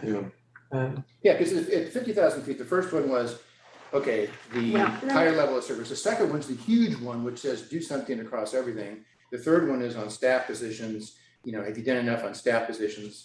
The fourth one is the administration costs. We don't even know at the local level whether they're spending 30% of that money on admin stuff, right? We want them to report back on what their admin is. That's the overall thing. And that was definitely a JPA issue. That's section 9E. Yeah, I know, we read it, and it says 10%, and it's across everything, not just. No, it Oh. doesn't. No, no, Doesn't apply to the locals. very specifically it Let's says look at it. Yeah. that means for program functions and administration for authority administered defensible space evaluations. Only those two things have administrative cost that is looked at by the board. That's it. So, yeah, so we looked at the word each program. Mark and I wanted to understand whether that 10% was just restricted to the, what do you call it, the district-wide monies. I could have read it that way. I asked him, should it read that way? And he said, no, an administrative cost of no more than 10% will be budgeted for each program, the word program. Program or But then it project. says IE, the core program function and the Authority authority administrative administrative, defensible space right, should evaluation remember. program, Which leaves out. which leaves out The the local. local. I've been holding them accountable to 10%. Yeah. Yes, yeah. And that wording to me, I'm an accountant, right? I look at the words and say, what are the words that we're gonna follow what the words say? I wasn't sure what those words meant. So I understand, Rebecca, your comment about what is it? I see both sides of that. So we just asked him and he said, no, the 10% goes across everybody. Because if you allow just his side to spend the 10%, then the other, the locals can spend a bunch more money and not get anything done. So This goes back to the pass-through issue then. Right. And if they choose to spend 90% on admin costs, what can the board do except withhold the money, I guess? And I think the answer is that you, as the organization that's received $20 million, Yeah. seems to me it's you have the right to make sure the $20 million is being spent without waste, fraud, abuse, and as described. So just on this particular admin thing, if I can ask you what your interpretation of the JPA agreement, it seems to be by negative space, carving out the locals from the 10% limit. That was my reading also only because it says, i.e. the core program functions of the authority administrator defensible space evaluation program instead of e.g. Like if it said, for example, but because it's, sorry, Mark. No, I'm not, that's fine. But then the next sentence says, should the members locally administer the defensible space program, the administrative costs will not be withheld by the authority for that program. That to me implies that there's a 10% administrative expense, which would be allowed for the local administrator, for them. Read the next sentence. But that's only for D space. That's only, they're in the D space section. And that's only for Those who opt out. MWPA administered Yeah. D space, which at the moment there is none. Right. Smallest subset. Well, we could, so I start out with, what is the rule? Okay, and then he said the rule is 10% across everything. And then we said, well, if it's 10% across everything, Larry and I look, and it's 6%, he spent 6%, but we don't know what anybody else was spending, right? So that's why I made that comment earlier, would want to refer back to this thing. If we think that this is unclear, because it could be argued lots of different ways, we could change our recommendation to have the board weigh in to make it clear, right? I mean, we shouldn't be deciding this. It should be the board decides how the thing should be administered. We could twist that recommendation slightly. You're saying there's a gap. I don't think you can read it, but the way it's written. And I think it's going to have to go back for a JPA change. Well, and then if I can interject, there's other language that we know that we've discussed changing, such as ATC being the Brown Act committee. And I've been keeping a list of suggestions for the JPA, because if we're going to go through the effort to make some changes to the JPA, because a 3/4 vote, right, then this could be one of those things. Let's clarify the language. There's actually a couple places in the JPA language that we say, let's clarify that. So would that be our recommendation more specifically? The finding is that it's not clear, and but that it perhaps should apply, in which case we would recommend that the JPA agreement be amended to make that clear. The board could say that was never the intention, we didn't want to do that, but we could suggest we could. I forget what exactly. So let me bring up one thing, and this is a great conversation, and I think I really appreciate everybody having meaningful conversation. It's 10 minutes after 5. Do we want to, we know that we've still got transparency. We didn't have transparency.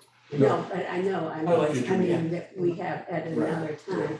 I'm just, everybody can weigh in on whether they want to continue this conversation or whether and Mark can weigh in, Mark and Megan can weigh in too.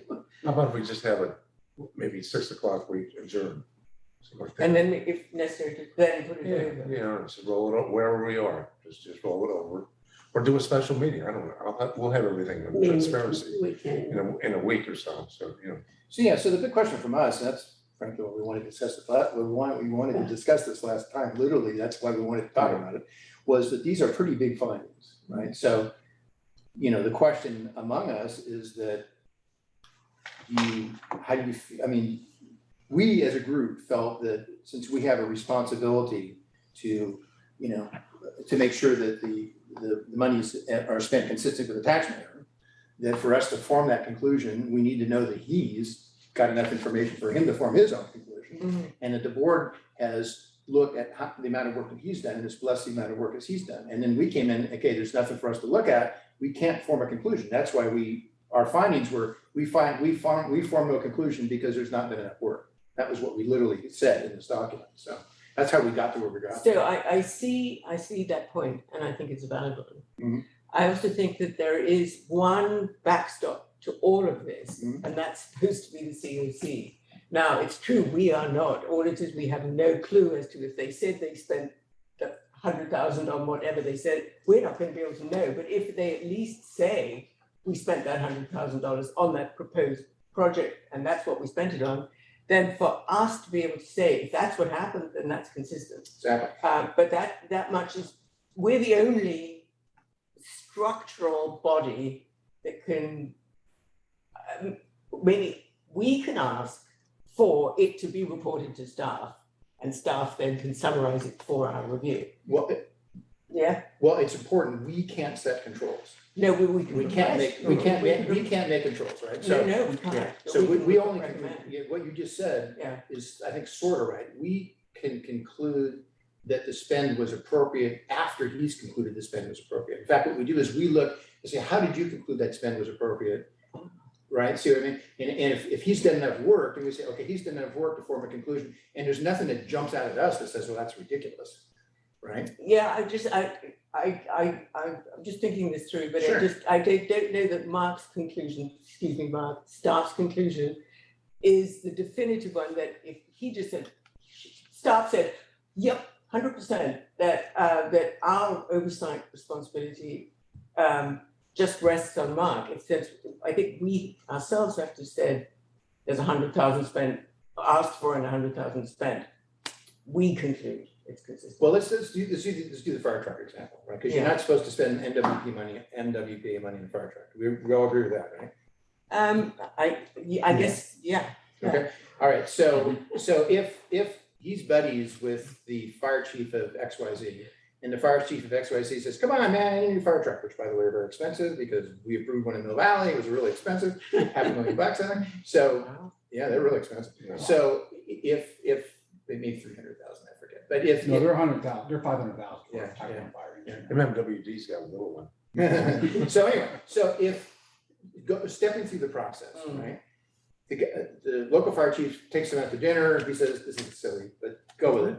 And we want to spend some of that money because it's a pass through, and I want to buy a fire truck with it. We really need a fire truck, okay? And he says, "Sure, that's fine." And then we come in over the top and says, "Where's your file?" And he goes, "Here's my file. I've concluded that a fire truck is okay." Then we can say, throw a red flag and say that doesn't make sense to us, right? And I think we can do that above, but he has to do it first. He has to conclude that the fire truck was an appropriate expenditure, right? So when he controls $20 million of expenditures, right? So the $20 million gets spread out on 17 different agencies. And right now we're just taking attestations for 40% of it. So our suggestion was that for the 40% of it, something more needs to be done beyond an attestation. He needs to do what he needs to do. And then we can't conclude on it at all yet because there's not enough work there. But to your point, if he had concluded that the fire truck was inside the lines, and we could challenge and say no, right? But he needs to make that decision first because he's the control. We're not the control. So within the sense of control, we can only look retroactively anyway.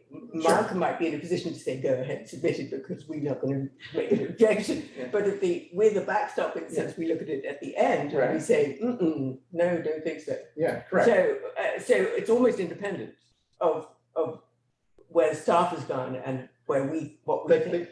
But if he doesn't do his work, we can't do our work. We can't go on independently and form our own conclusion about what all 17 jurisdictions have made their spend on, because that's not our job. Our job is to make sure that he's got adequate controls in place to do his work, and then we bless his control environment. I think that's a very sophisticated approach. It's the way it works in the CPA world. It's every day, right, Larry? I mean, yeah.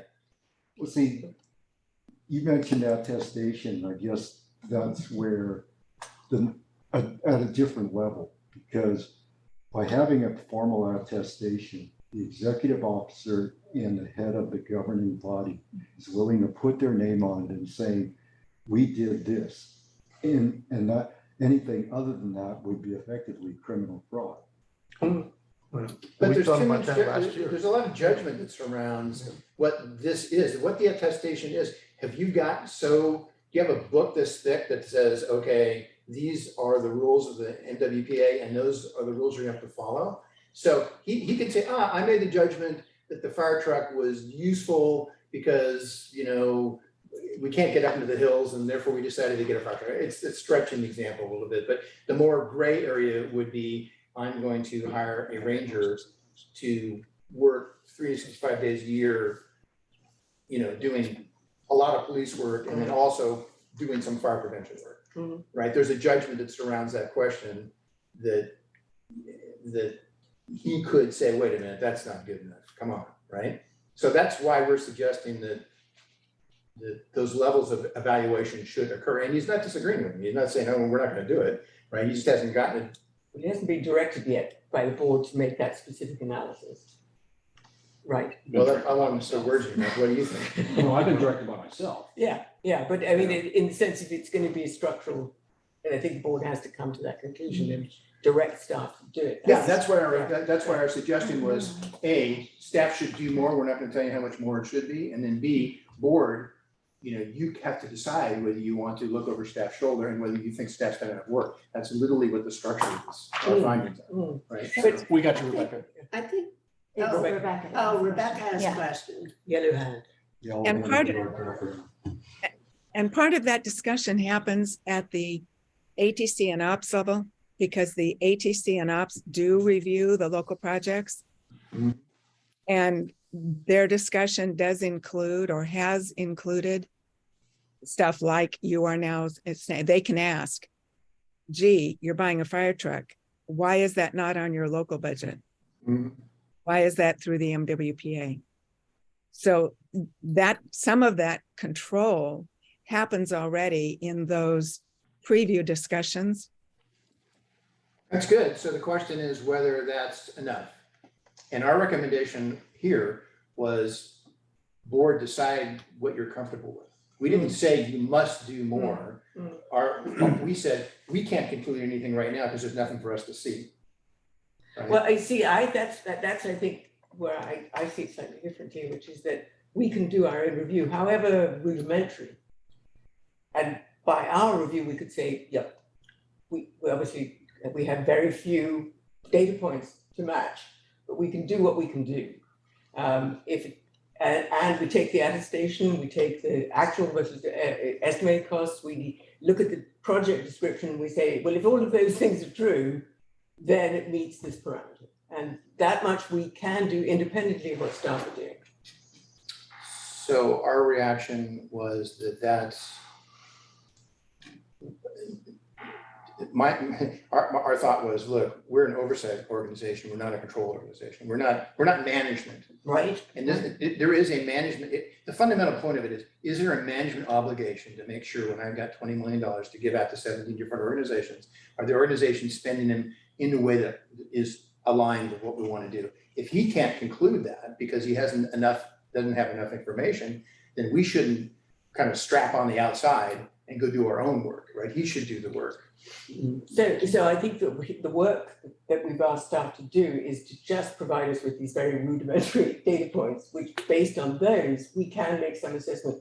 Now, if there's some deep fraud going on, we're not going to know. No, But that's not about fraud. But the actual sort of, I totally agree with you that 20 million shouldn't be handed out to 17 without any feedback but I see that is a management issue, which is a board level decision. And then there's the COC responsibility, which is the backstop, the end of the road. I agree. So that we can't say we can't do our job until Mark has investigated and confirmed, because that's an independent matter. But we can, to the extent we have been provided with information, we can say based on this information, we confirm. So this year, there is no file for us to look at.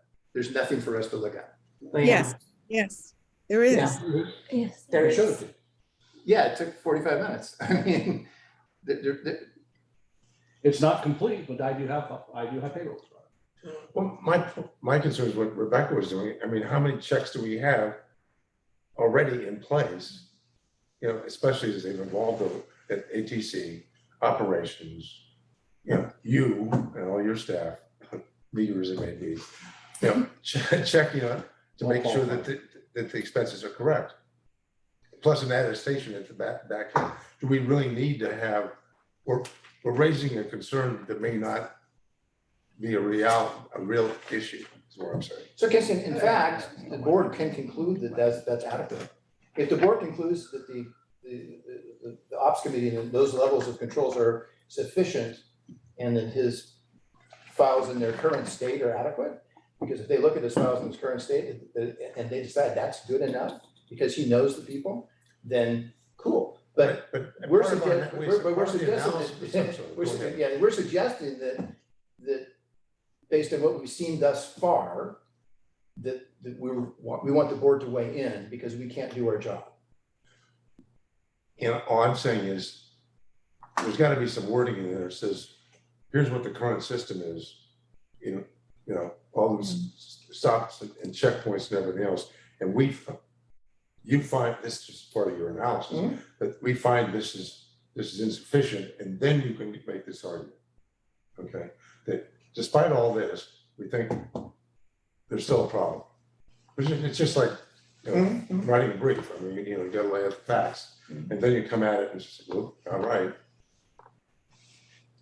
Here's the cause of action. So I'm speaking as a lawyer. No, I know. I'm listening. Think about it. So at the So just add some language. That's all I'm saying. I'm not saying you shouldn't do it. Yeah. Yeah, it adds some, that's been my concern all along. You're jumping straight into some very tricky, complicated things, as though everybody would track you and say, oh, well, staff hasn't done, wait a minute, what is staff authorized to do that? If they haven't, should they be?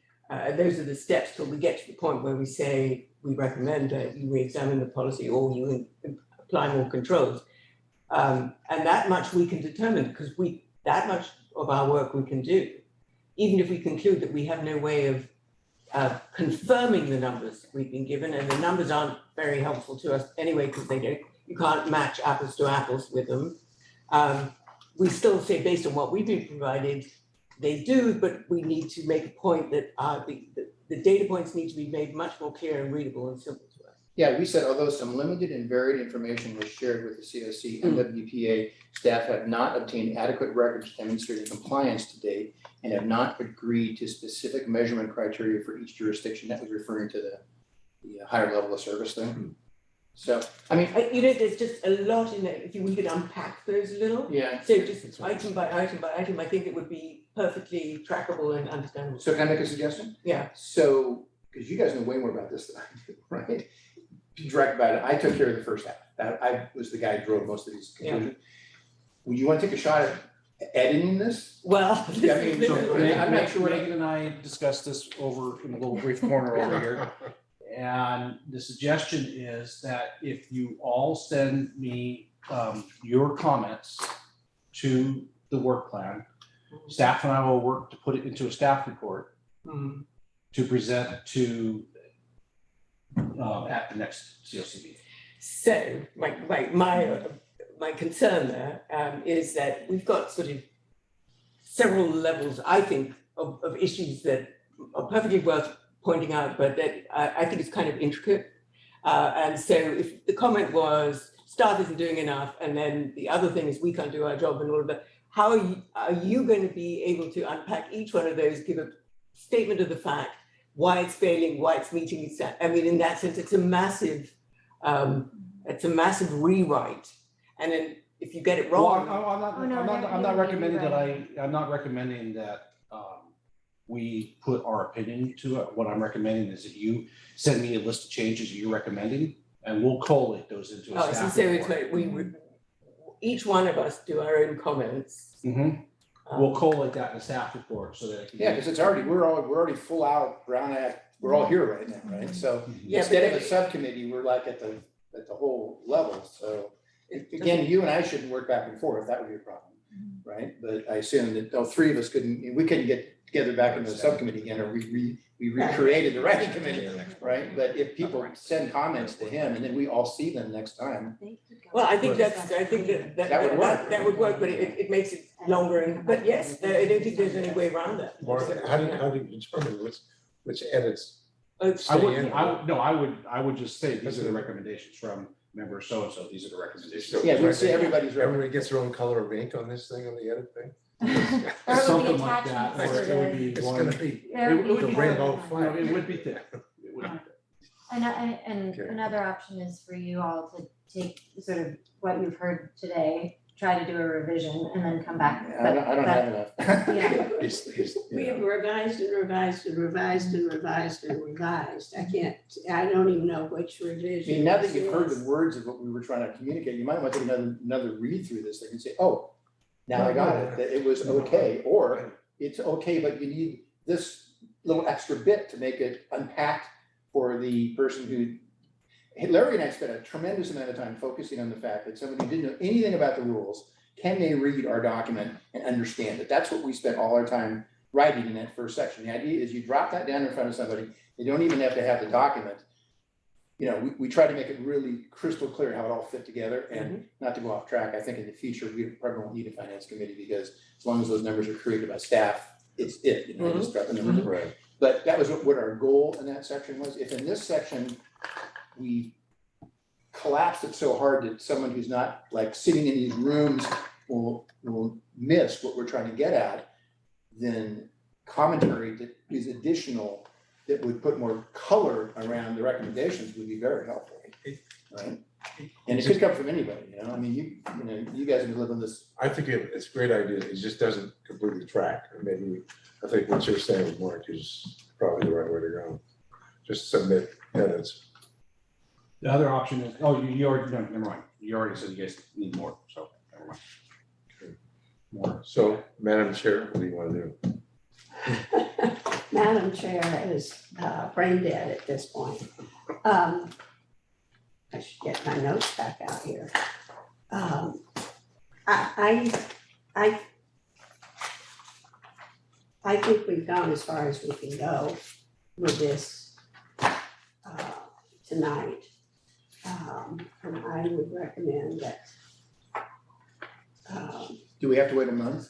I mean, would it? It's a special meeting. We can meet. call a special meeting. I mean, the question is, could you guys, would enough of you been able to give enough feedback in a shorter period of time? Can we meet in a couple of weeks, or is it gonna take really a month to get all the feedback in? And, you know, fine, if it's a month, it's a month, you know, See, but, then we get the feedback in, and then there's a rewrite. well, then we'll all sit together and work it out. Yeah. Right? I mean, that's the whole point of what we're trying to get done. 10 days. Right, and not to hit a ham, Families, beat something over the head. That's why we wanted to talk about this last month. Mm. That's why we want to talk about this last month. Staff can totally support a special meeting, and perhaps 2 weeks' time is an appropriate timeframe, put 2 weeks between.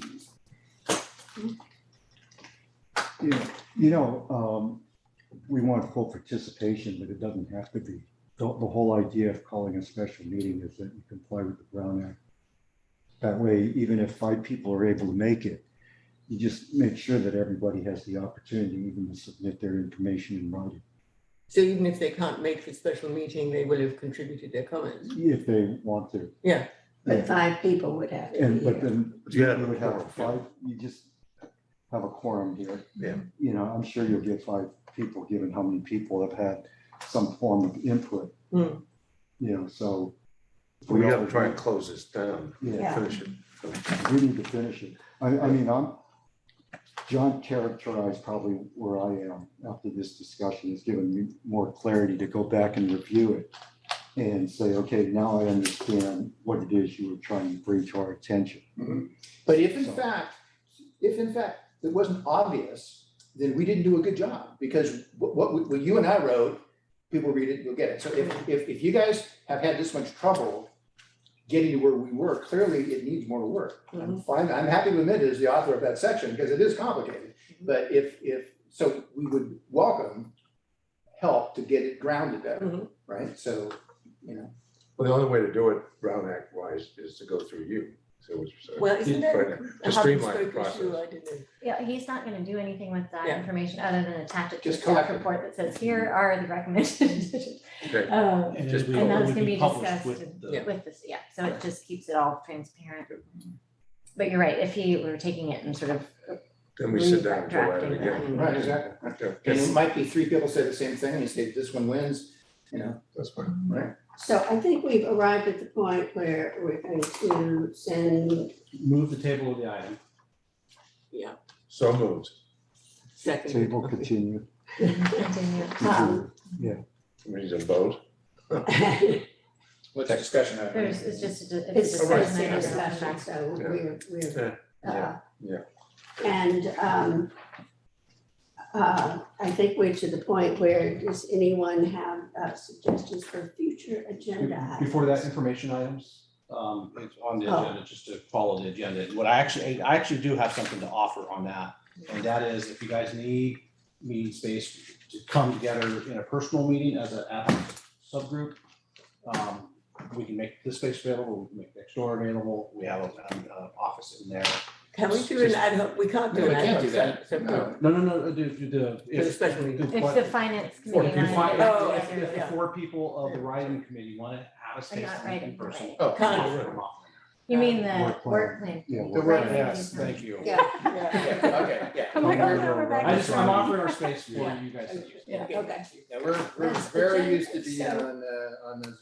Yeah, future agenda items, if not, we will. More the move same. it. I just, More- I don't know whether it would be helpful, but I wrote, Larry, you had mentioned that some description of standards, the way I was thinking of them, would be helpful for a discussion. And so I actually drafted something, did not get it in on time to submit it with the agenda.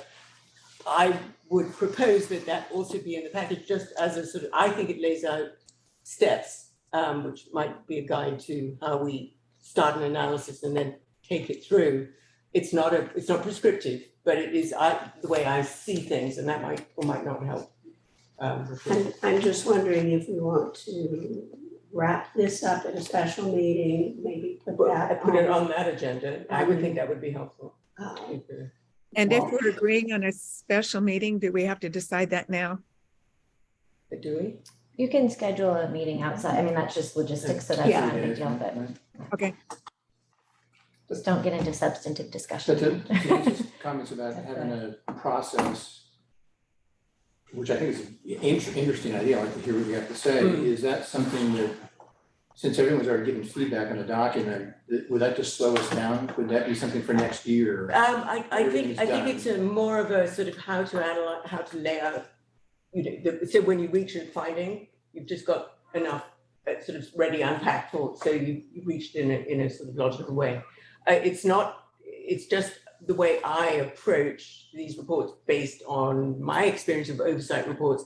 It's not to say that you can't do it a different way. It's just that I thought it in a fairly concise way it lays out Do what you I think it would be better now or with a meeting where we talk about the process for next? Prospectively. I think it might be helpful. It doesn't have to be, if everybody says, no, Okay. it doesn't, we don't want to do this, then fine. But I think it Well, might sure, help. why not? Why not Yeah, just, right, why right, not, it's hardly the It's- opportunity we haven't it's read, so three why not? pages, Oh, yeah. great, it's only 3 pages, that's Yeah. helpful to understand. Yeah. So maybe that goes along with everyone's feedback and then we can consider it. Yeah. Okay, good. So adjournment, do we need a vote for adjournment? No. I don't think That's so. a good thing about it. All right. Thank everybody. Thanks for your Thank you patience, for Rebecca. Being here and Bye-bye. for. Good all luck the getting good home, comments. Martina. Fingers crossed Thank for you, everyone. Martina.